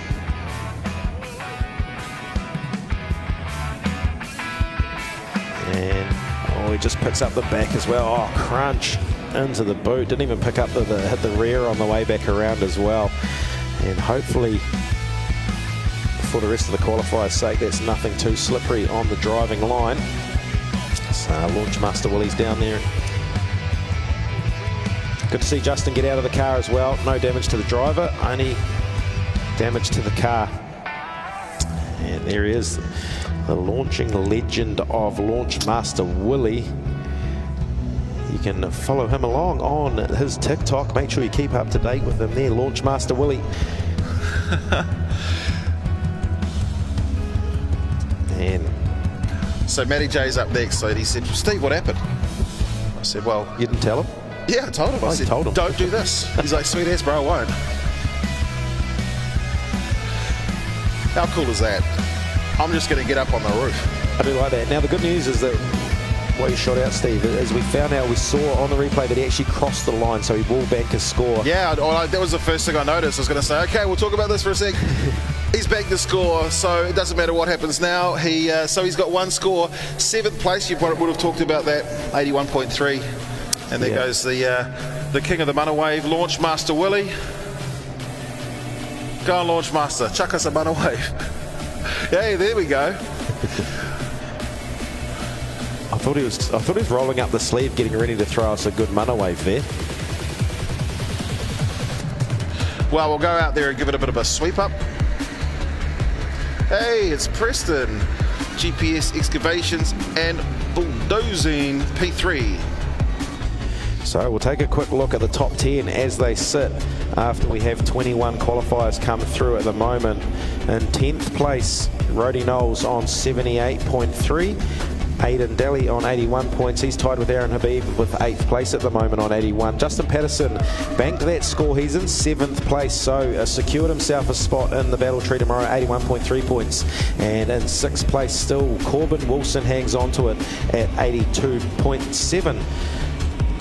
We'll quickly run through the rest of the top 5, but first of all, we'll go to an ad break. We'll see you all back here live shortly at Baypark Mercury Stadium. You know, you can tell how a builder's day's going, Josh, by the way they park their utes. True. Hard close, not quite a slam. Paul's having a shocker. Owner's doing a site visit soon. Subby didn't show, so they're a bit behind. You going all right, Paul? Having a shocker. Owner's doing a site visit soon. Subby didn't show, and we're a bit behind. How did you even do that? Nobody understands builder like we do, Josh. I see him. So the P3 Earthworks team are getting themselves out there on track. Massive shout out to them for looking after not only the track this weekend while the action is out and about on the track, but also in the lead up to and the preparation for this weekend. Going back to that top 5 in Pro Sport, we are still in the Pro Sport Championship qualifying at the moment. It is the Repco D1NZ National Drifting Championship, round number 5 here at Mercury Baypark Stadium. 83 points. In 5th place, Matthew Brown sits there at the moment. Ryan Parry in 4th. He's got 83.7 points. Sam Rowson has got himself up into 3rd spot at the moment. He's got 86 points. Braden Mayer sits in 2nd, 87.7. But at the moment, your top qualifier as they sit with 9 more cars to run, it is Peter Drever. Pete Drever from out of the Taranaki ABC Drift Kids. 93 points for him. So he's got a 5.3 point buffer at the moment. But of course, we're in reverse championship order at the moment. So Matty J from Out of Rotorua coming out next in Psycho JZ. We've still got Isaac Aldridge, Dean Young, Zach Zayden, Daniel Smith, Adam Whitehead, Daniel Edwards, and of course none other than your championship leader at the moment of the Pro Sport Championship, Keisuke Nagashima, to come in that order. So look for a shake-up in the top 10 as we get through the qualifying. Beautiful night here at Mount Maunganui, and you can see the smoke still rising out of the stadium.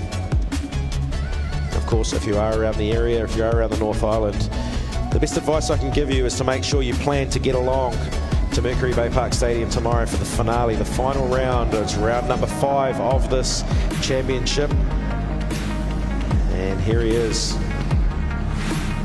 next out on track. Matty J, 2JZ powered S13. Well, there we go. It is Matty J. He's got a 2JZ S13. Moorebuck, New Zealand on the door. He's just waiting. How much power you reckon he's got? 700? That's what they all say, eh? It's all about the sponsors. Permapine as well. MCA. I was looking for the other sound engineer because I was going to go and just grab a quick word before with Justin. But so I also have just seen in the comments of the Facebook section that it sounds like Ra Hader will be back out there. So how many runs has he done? So he's done 1 run at the moment. So he's still got a 2nd qualifying lap to go. Now, dare I say, would have gone and spoken to the powers that be.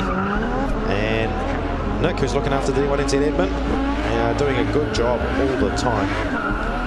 No, he isn't. It's somebody else. I don't know who it is. D1NZ admin, I've got no idea who it is, because I thought it was the guy you said, but it's not. He's an enigma. So like the Facebook stig. Yeah. Psycho JZ, it is Matty J.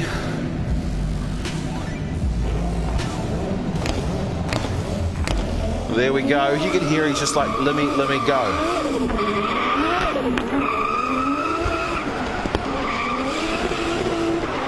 little bit shallow to start, but he's coming right up to the wall and gives it the touch and go. Yeah, he sort of squared himself off there and ended up in a bit of a triangular space, and smash into the wall goes the left-hand rear tail light. Another S13 tail light looking wanted down in the Psycho JZ pit area.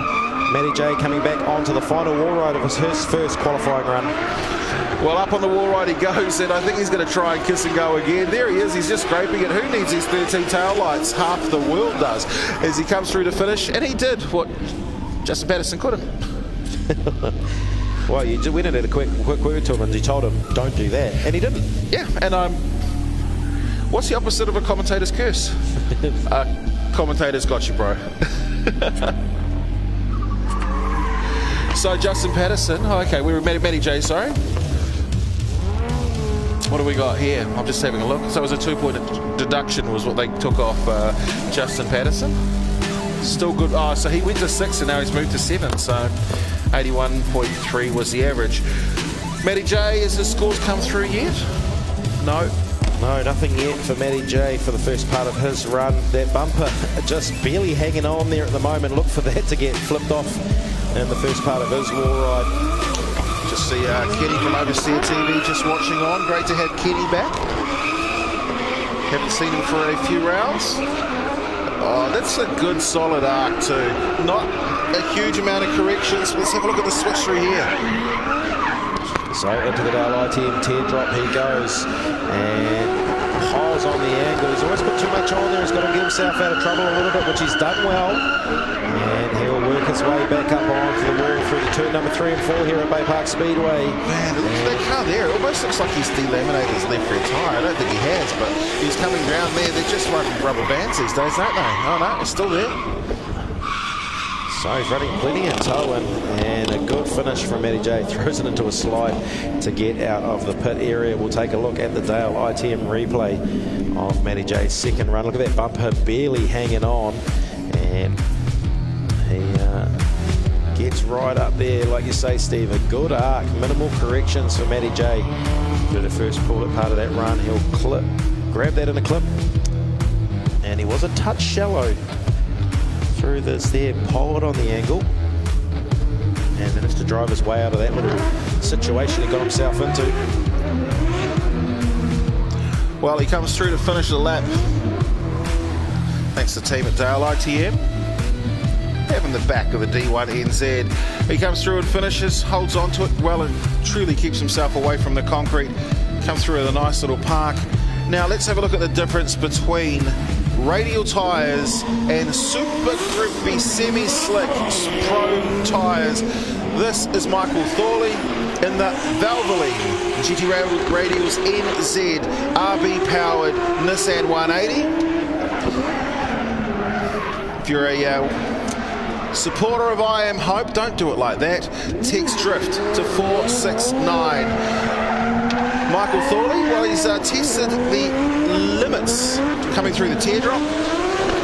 And look at the difference in smoke. And oh! And this is not good, Michael Thorley. So that is big from Thorley there. Massive contact on the right-hand front. And let's just hope that Michael's all right in there. You can see him moving around in the cockpit, so that's good news to start with. And we'll take a look at where it went wrong here. So Thorley, oh, that's as he sits on the track. So as you say, you can certainly see the difference in the pace. And he was actually shallow through the wall ride. And it's just a mechanical run for Thorley. Previous Pro Sport champion. And he washed nice and wide, didn't find much grip there. At this stage, he gets back on the gas and looks to complete the run. Just over rotates. And then, geez, it just... Not even sure what's happened or how there. well, that's when you do a mechanical and then you discover that the mechanical essentially hasn't worked. You know, you're doing it to check and to make sure that the car's okay. I would assume that it's a a front end damage or something is what caused things, and she's fairly tropical outside now, I can assure you of that. Well, I'll tell you where it isn't tropical, Steve. It's a beautiful temperature in here.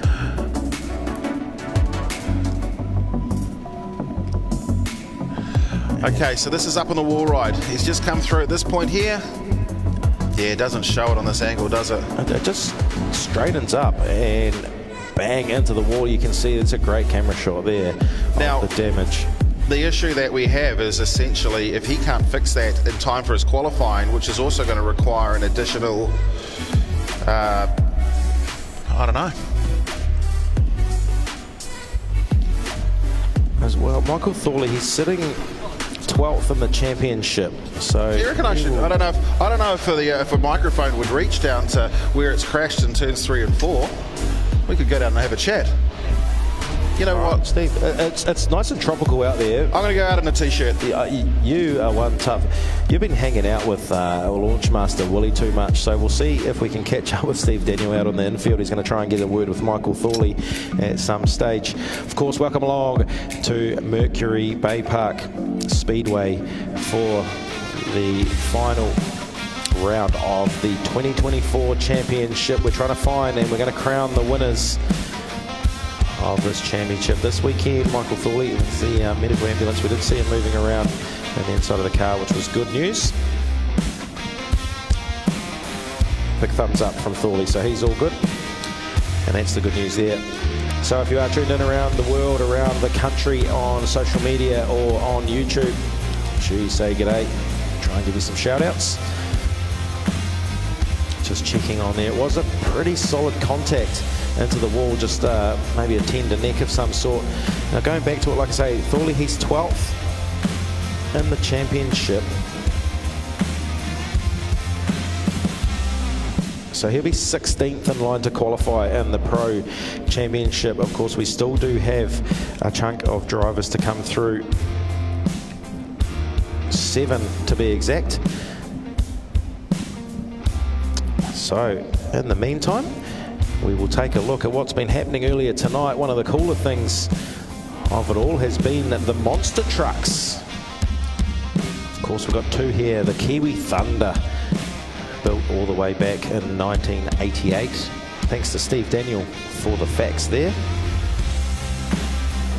And it's fantastic to see that restored in its previous livery there. And also the Taurus monster truck from out of the Manawatu region as well. Did some jumps over those cars there. Massive shout out again, of course, to Pick Apart on Marlemi Street, and doing a good job there to keep it on all 4 wheels.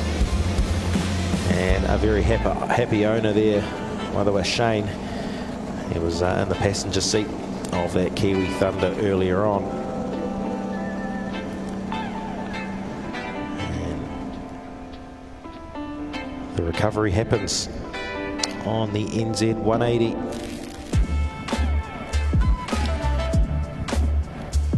So we do hope you're enjoying your evening so far. Still the pro boys to come, the big boys.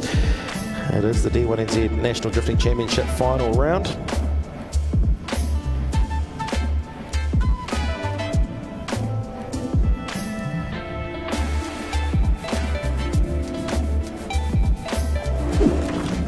You can tell how a builder's day's going, Josh, by the way they park their ute. True. Hard close, not quite a slam. Paul's having a shocker. Owner's doing a site visit soon. Subby didn't show, so they're a bit behind. You going all right, Paul? Having a shocker. Owner's doing a site visit soon. Subby didn't show, and we're a bit behind. How did you even do that? Nobody understands builder like we do, Josh. I see him. So welcome out to all our viewers around the country, around the world. If you are on YouTube, Facebook, of course we are back here tomorrow from lunchtime onwards. And if you are coming along live, make sure you come and check out the pit walk and check out around the venue. Of course, Steve, you're joining me back here. No luck. Yeah, I was going to go down and have a chat, but they've managed to get the car off, and the most important thing right now is getting cars back out on that track. Now, I've gone up and had a word to the team. Do you know what they said? We're going to go and run the Laurel tonight now. So they're going to run the Laurel. So Michael Thorley's going to go for a bit of, we'll just leave the Valvoline NZ GT Radials car out on the grass. I'm going to get back in and get ready to qualify in the Laurel. So good to see Thorley out of the car as well and walking around. And Good to see a front bumper on this car. He never has one of those. Isaac Aldridge and the Drift Direct. Is that an E92? Hope I got that right. BMW. FP Designs doing a fantastic job. I'm sure there's probably plenty of females out there who love the pink colour on there. I'm a fan of the pink too, actually, to be fair. Pink belts as well. How cool is that? Pink belts, pink suit. Isaac Aldridge. Big thumbs up from Isaac there. Next to qualify. Just running 7th in the championship at the moment. Got LS2 under the bonnet of that E92 BMW. Now, do you think that's a lie? Yeah, I was going to look at the same thing. They either tell the truth about their horsepower or they lie. Or actually, they always lie. They either lie it's too much or that it's not enough. Well, is it not enough? It's enough to get it out on track.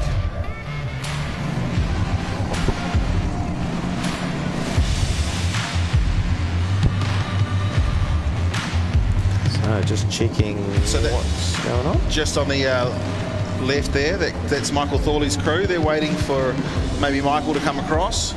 In the meantime, though, we'll get ready to scrub, and Thorley just makes his way across the track, so he will be heading back in. It's all right, boys, belt us back in. We're going to use my car there as a little statement piece. Good product placement for NZ and Valvoline, isn't it? Well, I mean, I know that if you've got yourself a case excavator, you're going to need a hose doctor, aren't you? Segway. Just bring it back shamelessly. There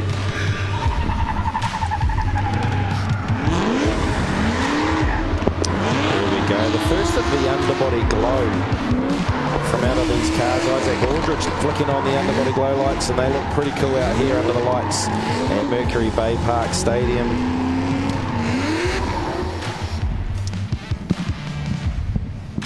Taking a look through some of the people. Guy Maxwell still tuned in. He's still loving the action. And Ryan Doricott needs more rotaries. I couldn't agree with the comment more in my lifetime. That's probably the best thing I've ever seen as far as the comment goes. Meanwhile, out on track, Isaac Aldridge in the BMW looks to accelerate through the link acceleration zone into the Repco wall ride for the first of his 2 qualifying runs.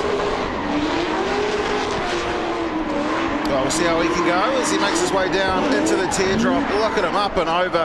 And what's he going to do at this point here? Starts to bring that left rear tyre up. Probably needed to drag it a little bit further and bring it higher up, but he comes through a switch. And that's the point there. He really filled that outside clip before he makes his way back up onto the Repco wall ride. So getting right up there, just a couple of 100 mil off the wall. He's shallowed himself up later in the piece there, but a pretty good score that's going to be banked for Isaac Aldridge for the first of his 2 qualifying runs. All right, well, here's the deal right now. I think I want to find us another trailer for tomorrow. So I need another, I think they call it a lay frame trailer. Somebody jump into my inbox. If you find me a lay frame trailer, I will give you 6 adult passes to the D1NZ Grand Final tomorrow. There we go. Free tickets. Let us use the trailer. Yeah.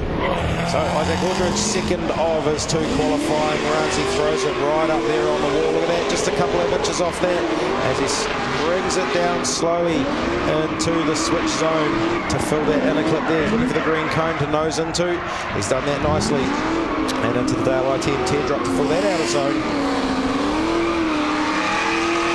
Under the Mimico case diggers, fills that outer zone real nicely on his way to the Repco wall ride for the final time. Contact with the wall. She's a nice little touch and go to come through to finish for Isaac Aldridge. I can tell you now that he pumped through a sensational score in his first run. 92, 87 and a 90 average score, 89.7, currently sitting in second place. That second run, what is that car there? No, it's not. I tell you what, that is the sight for sore eyes right there. I'm very, very happy to see the 7.2 Motorsport car parked up there in the pit chute, which means we're going to see Ra back out there. Isaac Aldridge, take a look at his replay. As we go up, right and sky high with George from Inspire You.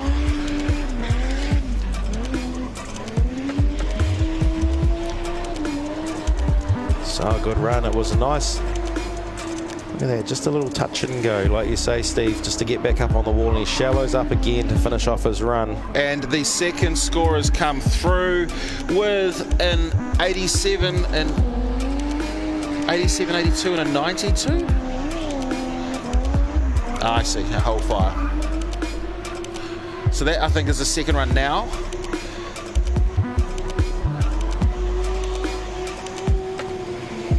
And so he picks up that in a clip there. And at this point, he was half a metre off that outer zone. Comes through and fills that box there very nicely and makes his way out onto the wall. Oh, there's the touch and go there. Just a little bit of a clip on the wall. So it's currently showing... The points don't really work out right there. I was like, hang on a sec, those averages don't work. Yeah, I mean, it shows with deductions and things, but we're showing him in second position. We are showing with the average score of 91 points. And some awesome shots from Inspire You. George and the team looking at that, and that sounds like the tire, the beautiful sound of a 2JZ powered. That's right. Qualifier. That's right. Say that again. The beautiful sound of a what? The beautiful sound of Ra's 2JZ, because I'm absolutely stoked to see him back out there. Now, if Ra put a 20B in his car, it would be probably one of my favourite cars. How does he go from emptying 5 fire extinguishers to being out there on track? And the thing looked like he'd, what was it, Romain Grosjean? So we'll take a look at what happened a little earlier. This is what the outcome was for the first of Ra's qualifying runs.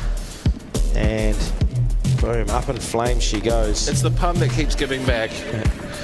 Qualifier, he was on fire, and let's see what Ra can do. He's currently sitting on a 1-point score. He needs to post a lap, and he's already touching the wall.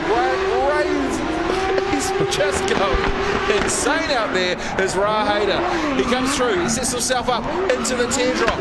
He's a little bit off, but he works the rear of the car up.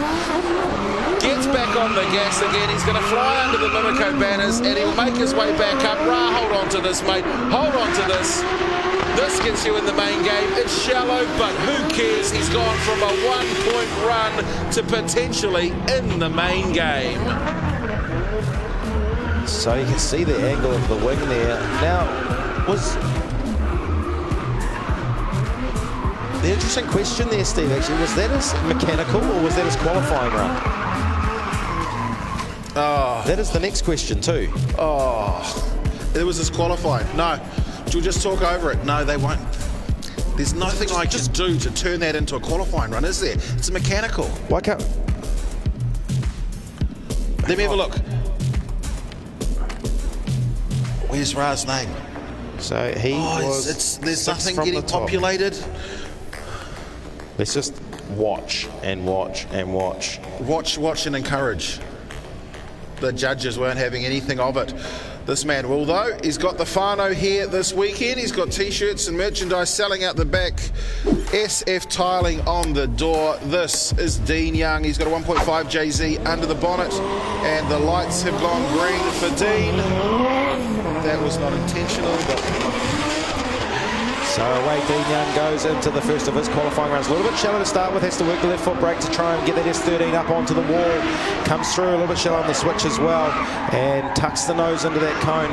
Slows right down. He stalled up all the way into the Dale ITN drag teardrop. to bring him through into that Dale ITN top of the teardrop, but he sets himself up again. What sort of wheels are they? They look expensive.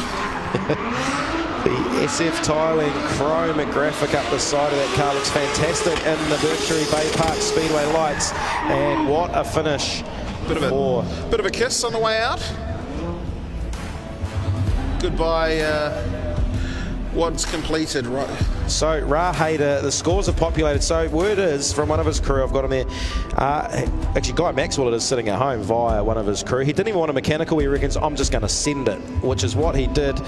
He comes in with an 83, a 68, and an 80 for an average score of 77. That is good enough at the moment for 13th place, which will put him in regardless, the top 24 tomorrow, and I tell you what, I'm one happy commentator. That's what I like to hear. So right now we've got 1, 2, 3. Right now we've got 1, 2, 3, 4, 5 drivers to go. Sorry, I haven't been able to hear myself talk the entire day, so don't blame me. We've got Zach Zyden, we've got Daniel Smith, we've got Adam Whitehead, Daniel Edwards, and Keisuke Nagashima to come. Second lap. Let's go. One of the best looking cars out there, as well as the best looking driver and of course the best looking team. Dean Young this time right up on the wall. He's banked the score. He's going to go a bit harder, a bit more aggressive this time. Tucks the nose into that inner clip and gets his way into the Dale ITM teardrop. Well, he's going to have to work for it as he gets back on under power. Get the power of the 1.5 JZ, comes through, grabs that outside clip, makes his way back up onto the top of the wall, and is he going to graze it the whole way around? It looks like he's trying. Dean Young, ladies and gentlemen, put your hands together. That there has got to be one of the top 10 runs. I'm not sure if the judges will see it the same way that I do there, but the way I see it is it has to be at least as good as 6th place. that man's pretty tough, G. He is definitely tough, G. So we'll take a look at the second. Oh, so this is the first run to start with on the Dale ITM replay.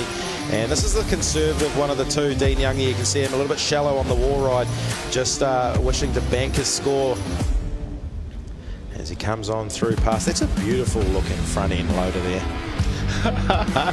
He's certainly on the case with that one. As we make our way under the Mimico excavators, the case excavators, and heads back up to the top shelf.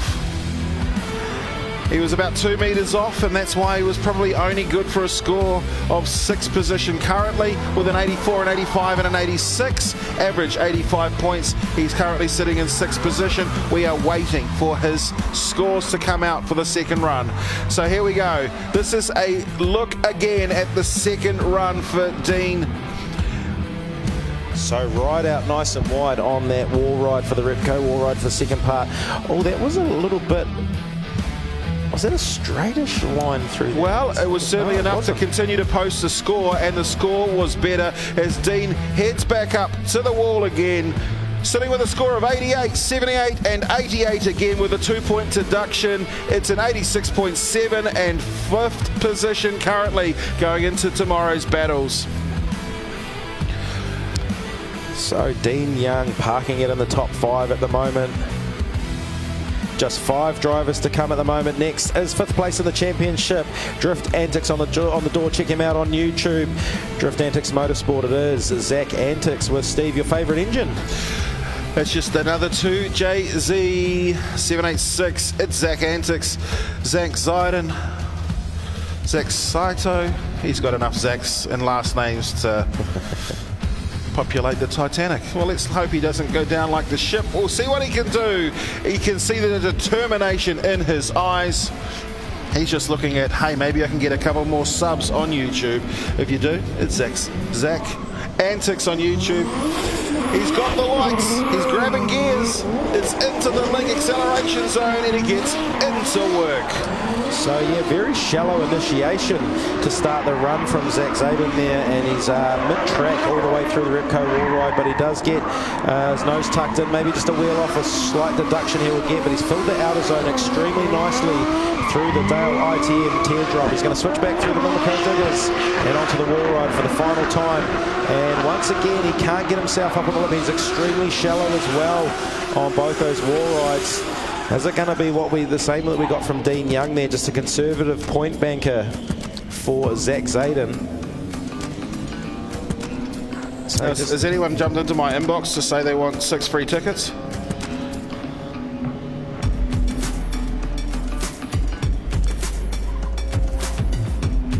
So we take a look there. So once you don't get up onto that ledge that we spoke about earlier, it's like the track just sucks you down with the camber. It's throwing it down towards that yellow line. Now this is where he gets to the inner clipping zone.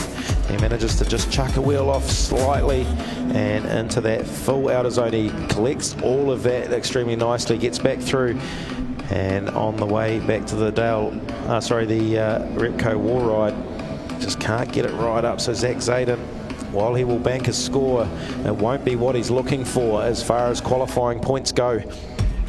Can he go a bit more aggressive in the second half of his qualifying. He's turned the blue lights on as well. He's got the underglow coming from the back of that chrome wrap on the S15. Nemesis on the back. Menace behind the wheel. And he's gone shallow on the initiation again, so what that's going to do is it's going to keep him sucked down. He's going to fight the car all the way around the Repco wall ride. He's not going to be out there with the proximity of the wall that the judges will be looking for as he throws it into the Dale ITM teardrop. Now he fills this outer zone extremely nicely every run that he's been doing all through practice and both these qualifying runs. It's going to be good enough for him to still bank the run. And once again, he's got himself higher this time. That's the spot that he wants, and of course that beautiful chrome wrap cannot be cheap. And he manages to hang on to that one, unlike Justin Patterson had to do earlier. And Zach Zadem will wait for both his scores to come through. Well, we'll have a look at the Dale ITM replay. Zach Antics, midline shallow, through the wall ride, or in this case, the ride. Switches, stops, goes for a photo op. That right there is Zach Antics. We head back up to the teardrop. Now, this is actually a really nice line through that section. He fills those outer zones on the outside of the Dale ITM teardrop extremely well in both his runs. And he also got himself sort of the three-quarter track, not quite out by the wall, but manages to bank some points. He's got himself the better of the two. He got 80.0 in the first run and an 81.3. And the second one is a good look at the legend. Of course, check him out on TikTok. Indian Motorcycle Māori, Launch Master Willie. That is just the coolest of cool, isn't it? You know who else is cool? Richard Lay. Come on, Richard, come through for me. I need a low-load car trailer. For everyone that's messaged me on socials, you get 6 free tickets if you can find me a low-load car trailer for tomorrow. I saw about 50 people were trying to get tickets off you. Yeah. So now's a chance to get 6 of them. Yeah. Just bring your trailer. Actually, I've got a trailer out. My trailer's out the back there. It's just full of Raz stuff. Oh. Okay. Well, this man here, Daniel Smith. It's an S13.5 running a RB30, 700 horsepower, 411. That's the race number. He's got some pretty cool posters too. I was just about to say how cool his posters are. And here he is into the Repco wall ride. Big angle for Daniel Smith. Big angle, torque performance on the door. The name on the side of many drivers out there. They've got into drifting about 3 or 4 years ago and not looking back. So big shout out to that team there. VIP Car Care as well, Casper Transmissions and Chandler Car Panel and Paint. And that's a good looking wall ride on the way back. Just a little ever so slight graze of the wall there. Daniel Smith, what a run, ladies and gentlemen, for the first of his 2 qualifying runs. He's still got 1 to go. He won his first round. It was round number 3, wasn't it? The Saturday of our last round at Manfield Circuit, Chris Amon. And when you do well in a drift car, when you get to taste the top spot, essentially after that, every run you ever do from there is worth 10 points more. Just like that, here he comes through that outer zone in the Dale ITM teardrop, and he stops for a photo opportunity also. Look at that there. Oh, it's beautiful. It's great. And look at that. That's all about the sponsors right now. We got Torque Performance Developments, Casper Transmissions. See the big lock as well that he's just poured on there, carrying the pace, the smoke, and he gets right back up on the wall. Look at that, up on the ledge. Once you're up on that little tabletop at the top of that concrete wall ride, you're just hanging on and keeping your foot up it, and it's exactly where you need the car to be. Looking great, Daniel Smith. Sorry, I was just laughing. Somebody said he's on his way to interview the guy that crashed. Joe Rogan of D1NZ. Oh, there we go. That's a switch and a half. Well done, Kazza. So tucks his nose in, picks up that in a clip, gets himself into the teardrop, washes a little bit wide there, gets into the outer zone that needs to fill a little bit shallower through the teardrop this time for Daniel Smith as he goes through that Mimico switch zone back into the Repco wall ride, and we saw him do it fantastically the first time. He's going to do it just as good, if not better, the second time. Daniel Smith comes through and big angle across the line for him and hangs on to it as well. Across the line he goes. Geez, it's hard to say whether the first or second run was better than one another. It could be the identical scores here for Daniel Smith. Let's have a look and see. This is Daniel Smith right now. This is first or second run? Second run. Second run. Oh, so this will be, yeah, we saw the replay of the first one. Okay. So I know that right now he has got a fairly good score. After his first run, he scored a 93, an 83 and a 92, averaging 89.3. We haven't seen any deductions at the moment. He's sitting in third position. We're waiting for the points to come through now to see if this run was any better for Daniel Smith. So second round points for Daniel Smith, an 84, an 82 and a 94. One of the higher points we've got from Jarius Wharido there for an average over 86.7. But of course his first run an 89.3. Good enough to put Daniel Smith up into third spot at the moment and into the top 5 of qualifying here. Pete Drever still sitting at the top with 93 points, 91 in second place for Isaac Aldridge. Of course Daniel Smith, like we just mentioned, in third. Matty J is hanging on to fourth spot and Braden Mayer is sitting in fifth. But a man that's trying to change that. Adam Whitehead, Plan B Hydraulics, Pro Blast, Kill It Daily. Just a few of the names on the side of this beautiful S14. One of my 2 favourite S14s in the D1NZ. We had the kids from Nukuho North come through today. They said, do you like this car? I said, I hate S14s, but I don't mind this one. Adam Whitehead, look at this, straight out onto the wall. What a wall ride from him to start his qualifying run number 1. And he's really pumping the smoke out there, dragging the bumper in behind, filling that inner clip nicely on his way into the Dale ITM teardrop. Well, he comes through, sets himself up on a nice line, really pumping in the angle. Well, he used a cone to get rid of, deposit the rear bumper, and up on the wall he goes, just grazing it ever so gently, and comes through to finish. Is this going to be an improvement? Well, I think, Steve, might be a premature call, but we might see that go to the top. I mean, that was a very, very clean run. I'm only looking for positives. I'm sick of looking for negatives in these things here. We'll save that for round 3 of the Pro Sport Championship. But now this is the grand finale. This is the grand final. Champions will be crowned. And this guy here, well, I don't think he'll win a championship, but he's certainly stamping his mark on this round right now with a run like that. We'll see if the judges agree as Adam Whitehead makes his way around the top end of the teardrop. So he filled that outer zone nicely, got the outer zone there perfectly as well, and I think this is quite possibly enough to go to the top for Adam Whitehead. What a run in the Plan B S14.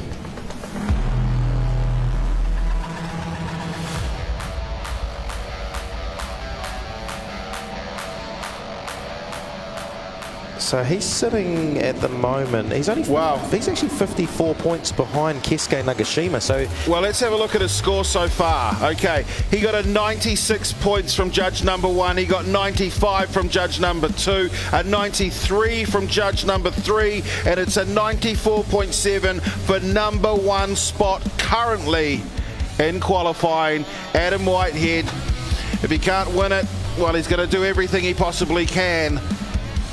Does he have a mathematical chance? Well, yeah, just look at the points, what's the separation in points? So Adam Whitehead's currently on 260 points. There is a mathematical chance that he could win a championship. He's going to get if he can go through with this. He banks an automatic 16 points for top qualifier. So he will immediately take that, or Keisuke will score qualifying points as well, a little away from the passenger seat there from Adam Whitehead.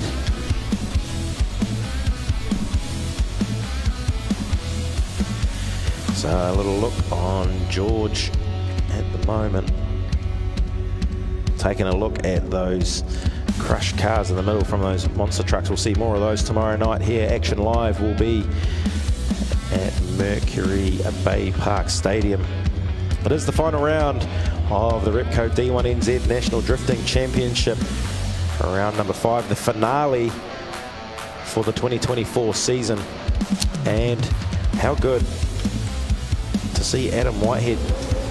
This will set it up for a good finale. Of course, we've still got Kesko to come as well.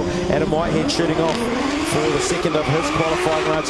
Good angle, good arc. This is looking like a carbon copy of the first run from the Plan B S14. Throws it through the switch there.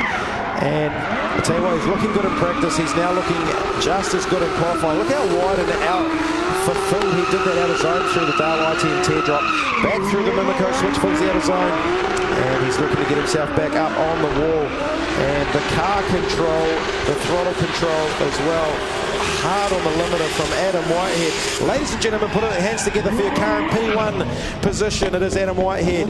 The Pro Sport Championship is heating up here as we get to the top 3 qualifiers. Just 2 to come. We will take a look at the Dale ITM replay here. And here he goes, Adam Whitehead. Just initiates on that good smooth arc, and he has got that wall ride looking absolutely fantastic in that S14. Comes off it. Good shots here from Georgia Despayu. Fills in his own with that nose, and then watch how close he is here to the edge of the track, and that is exactly where they need to be. Switches back through that Mimico pass, and he gets himself out onto the wall ride. Has he improved? I actually think that we will see an even better score from Adam Whitehead in the Plan B hydraulics. S14, 2J out of the Hawke's Bay. Just waiting for the judges' scores to come through. All right, and it is 94 points from judge number 1, Andrew Redwood. Joel Counter's given him 98 points. Jarius Wharedo has given him 96 points. That will give an average of 96 points, and he has improved on the 94.7 that he laid down first, and he is now 3 points clear. Adam Whitehead, ladies and gentlemen, put your hands together, and the Plan B Sylvia shoots straight to the top in his first run, and he improves it even better. And just like that, he's showing the Pro Sport boys who's here to play this weekend. Well, he certainly is, and this person here is also here to play as well. He's going to want to put down a scorcher overlap as well. He is trying to chase a championship. He's sitting in second place at the moment. He wants to get to first by the end of the weekend. Will he become the Pro Sport champion? We're about to find out. We know that the gap was slightly different between himself and Adam Whitehead. He didn't get up as far up on the wall. What's he going to do during the teardrop? He would have been told. He's off his mark by about 1.5 meters at that point there. What are the judges going to see? Are they going to see something different to us as he gets back up on the wall? This is Daniel Edwards. He's had a stellar season so far. He wants to complete it with a win. A P1 in qualifying will do it. It's a great finish to the lap. Did he do enough at the start? Yeah, Daniel Edwards is looking really good out there in the Radial Tires, but yeah, I don't think it's probably a top 5. Well, it's going to come down to what the judges have to say. Dale ITM bringing us all the replays here of the round number 5, the grand finale of the Repco D1NZ. This is a Pro Sport Championship. This is Daniel Edwards, Stock Street on the windscreen. Horizon Tires, it's good angle at this point here. He starts to work on the throttle, but it's not right up on the line where he needs to be. He should be arcing off about that point there before coming through his switch under the diggers. Yeah, so he was a good metre off where he wanted to be as well, but we'll go back through to the final wall ride, and he's a good metre off the wall there as well, so nowhere near, and that's where he slowly slides himself back up onto the top of that tabletop, that ledge that we spoke about where they want to be rather than the camber of the corner. But Daniel Edwards, I don't think that it's going to be enough to get to position 1 just yet, but he's still got a second half of his qualifying run to go. Waiting for those lights to pop up on the left hand side. Well, we'll set them loose. There are only 2 more passes in Pro Sport. We've got red, we go orange, orange, orange, and green. They accelerate down the front straight here at at Mercury Baypark Stadium. We go up onto the top wall. No, he's off again. So Daniel Edwards, he's going to have to do something pretty special late in the run if he wants to bank some good points. Picks up that inner clip, throws it in. He needs to be nice and wide through here, and he's much better through the outer clip through the Dale ITM teardrop. This time round, switches back through the Mimico. Switch zone back onto the Repco wall ride for the final time of qualifying for him. Slowly gets around there, and he's done a good job this time as well. So I want to say that's good enough for top 5. As the sound of that SR20 powered 86 starts scrubbing those tyres in the background. We'll take a look at the second of Daniel Edwards' runs here on the Dale ITM replay. So no scores at the moment from our judges. This is the second of our runs here for Daniel Edwards. He sits second in the championship. He's trying to get to the top spot.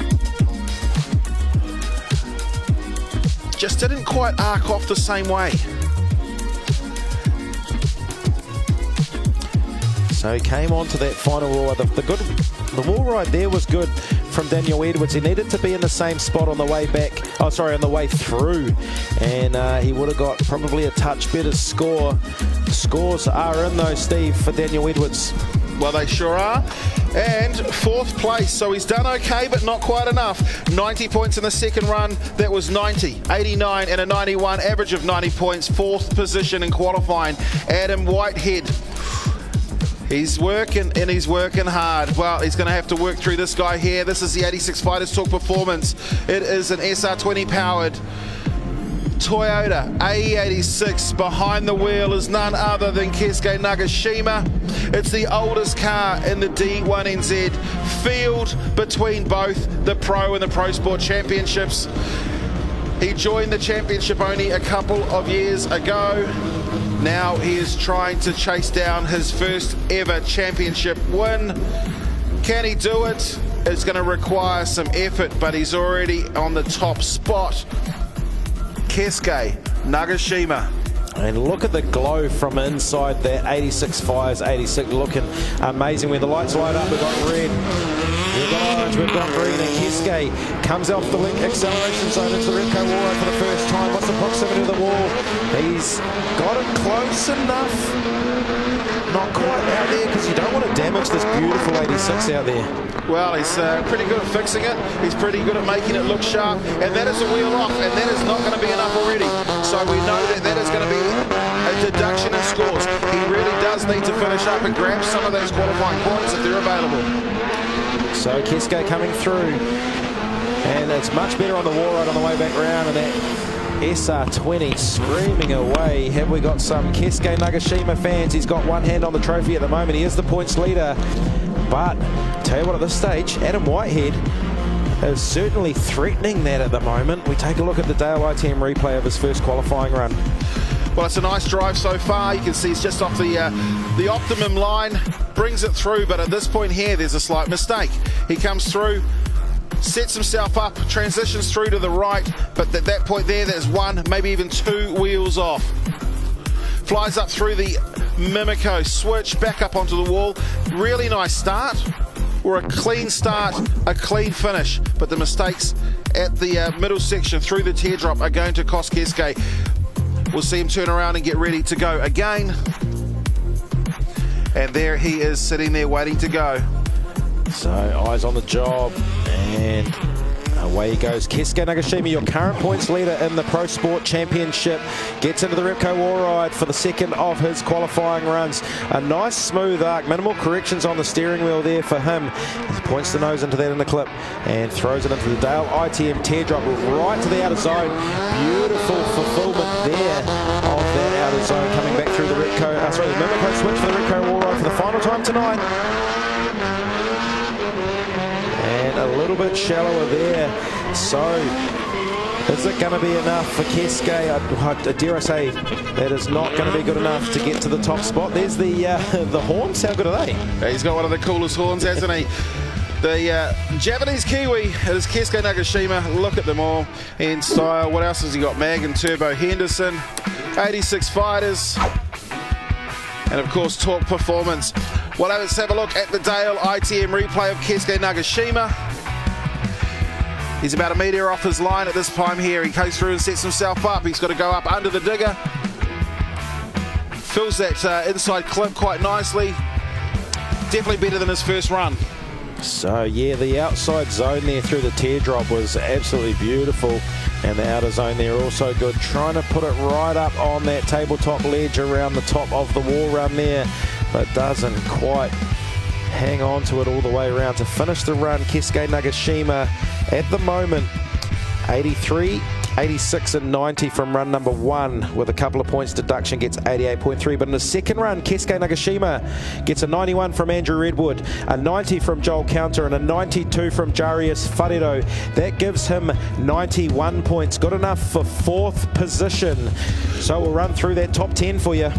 Well, sitting there on the top spot, well done, congratulations. Goes with a 96-point run is Adam Whitehead. In behind Whitehead is Pete Drever with a 93. Isaac Ulrich, he's at 91, which he shares with Keisuke Nagashima. Nagashima slotting into 4th position. Daniel Edwards, 5th place with a 90-point run. Daniel Smith is sitting in 6th place. He will take 6th spot on the battle tree, 89.3 for him. Matty J in 7th place, 88 points. Braden Mayer is sitting in 8th spot with 87.7. Dean Young will grab 9th spot on that battle tree, 86.7 for him. And Sam Rowson is rounding out your top 10 drivers to miss out. James Jeffries with his 36.3 will fall outside the top 24. He's in 26th. And also Johnny Burns will miss out. So I guess the biggest story there is Ra Hader, after his big fire, has managed to get himself back out there and do a qualifying run.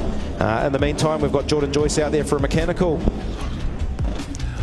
Well, see how Jordan Joyce can go, but ladies and gentlemen, I can let you know and I can tell you now that just in the interest of consistency and fairness, the pros will now run their qualifying tomorrow. The track conditions will change between tonight and tomorrow. We are on a tight curfew. This is not Baypark Speedway, this is D1NZ, and we have a 9 p.m. curfew here. I know they've got a 10 o'clock one, we can't do it. So what we're going to do is, for the next short while, is we're going to run through and let the pros go out and do a bit of a test session and this person is certainly going to need to do his best out there, of course. Elite performance.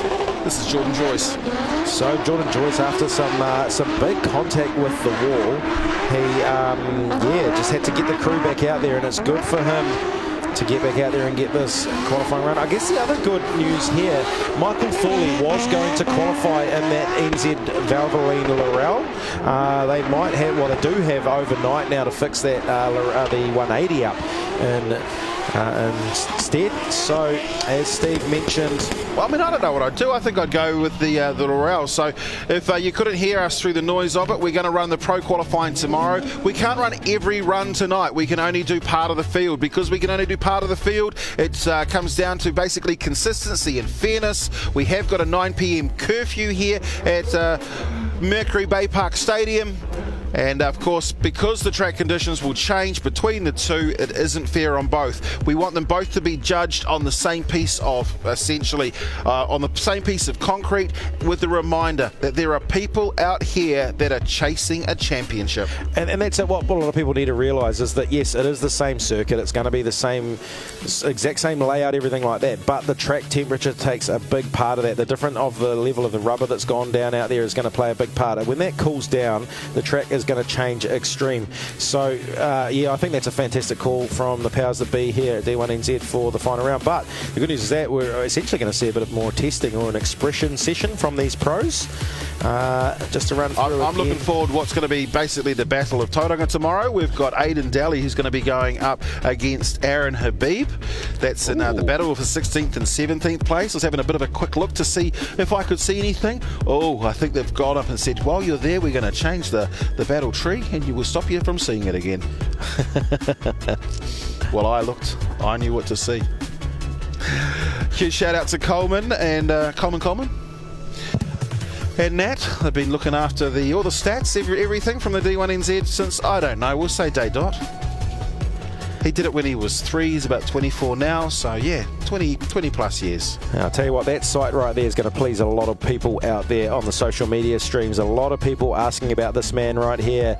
Of course, the current defending 4-time national drifting champion Fanger Dan Mulhouse in that Mustang, the Castrol Century Batteries Mustang, and he's looking to head out right now for a bit of a test run, and a lot of people after him, wondering when he was coming out. Here he is, ladies and gentlemen, in the pit chute. I've had the first call on a potential trailer. I think you've had a potential truck.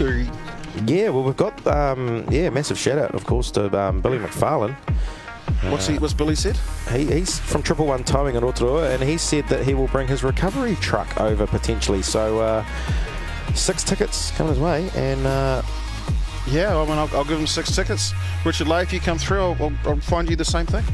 Look at that. So we'll definitely. And a huge thank you to all of our recovery team, to all of our amazing volunteers, to all of the amazing team.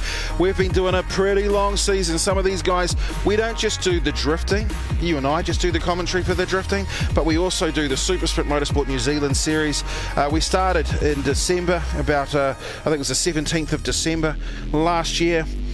We did a whole lot of rounds back to back to back to back from Taupo to Manfield, back up to Hampton Downs, down to Ruapuna, down to Highlands. We were supposed to come up to Nelson. Of course, that one didn't happen. Of course, since then, we did a back-to-back with Manfield and then back up here to Baypark. There's been lots and lots and lots of rounds, and there's been lots and lots of tired people, to the likes of, well, Brendan and his team.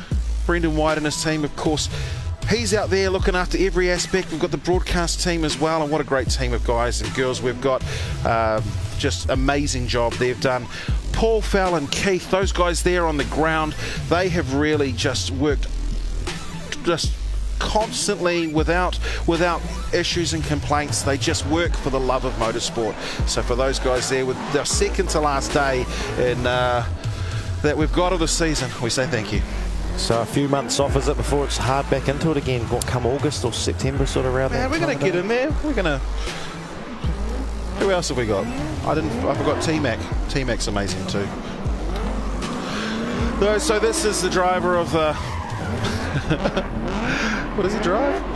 It's a Ford Mustang RTR Spec 5D with a rush sheets. No, it doesn't. That's what he used to have. With a Coyote V8 under the bonnet, and it's supercharged, making about 700 plus horsepower. The 4-time New Zealand Drift King Fanger Dan Mulhouse, Vital Performance Tyres, Valvoline. This is a Toyota D1NZ. It's supercharged, just like the man behind the wheel. Hashtag why? Because Jace Brown. So D1NZ under the bonnet of that one, isn't it? Good screaming Toyota. And it's super duper charged. So just a reminder, if you didn't hear, this is not qualifying for the Pro Boys now. That will be tomorrow morning. But this is dual passes, and I like that one there. It's Jace Brown, Fanger Dan in the lead position.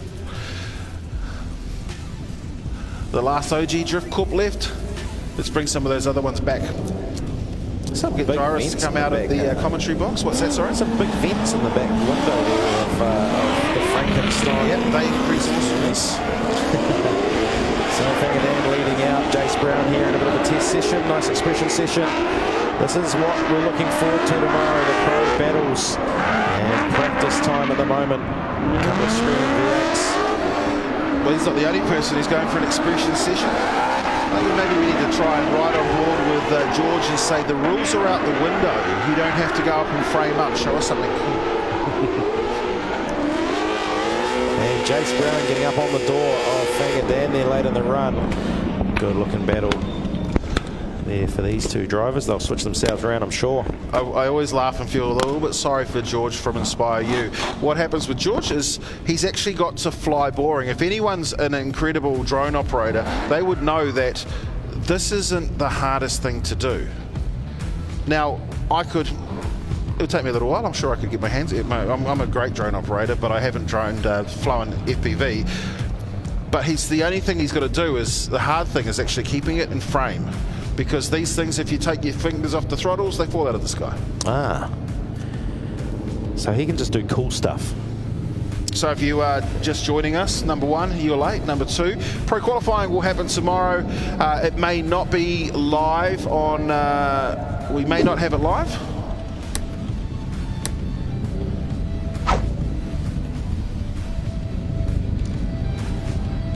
So look at that was a good shot actually, with a little bit of rubber spray on the visor of Fangerdam Woolhouse there. You can see the spray.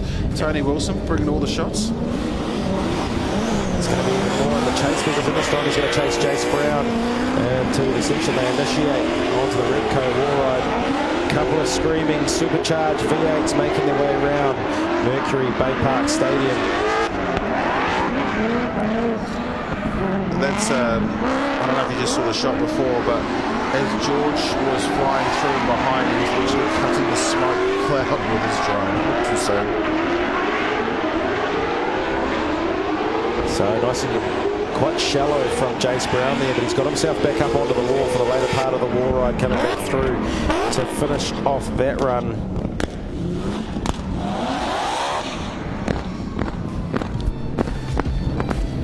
So just a few minutes left of this test session to finish off the night here. Of course, not enough time to get through that pro qualifying to make it fair and consistent for all of these drivers.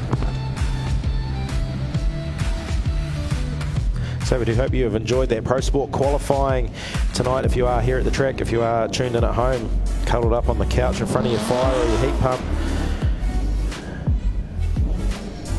Adam Whitehead. Fanger's still got tyres left. I'm just going to go up and remove those. Do one more run. Let's see lots of left foot brake and just blow them to bits, but not so much that you blow the guards off it.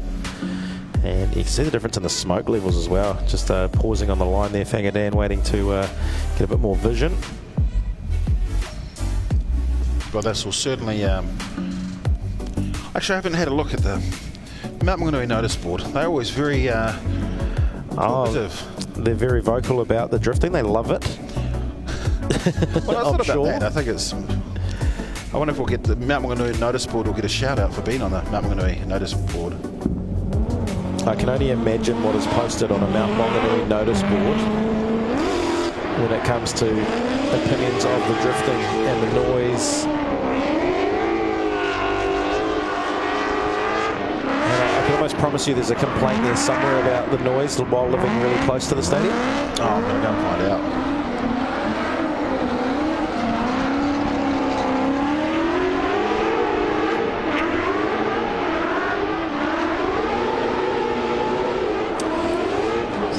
Try harder tomorrow. So far, there's nothing.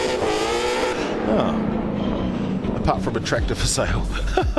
Oh, that's a little bit disappointing. Mount Maunganui is getting cooler.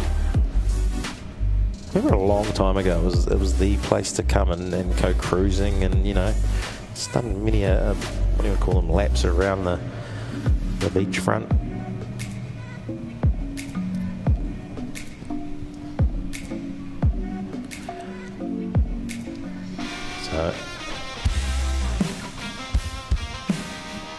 Just trying to work out what's happening next.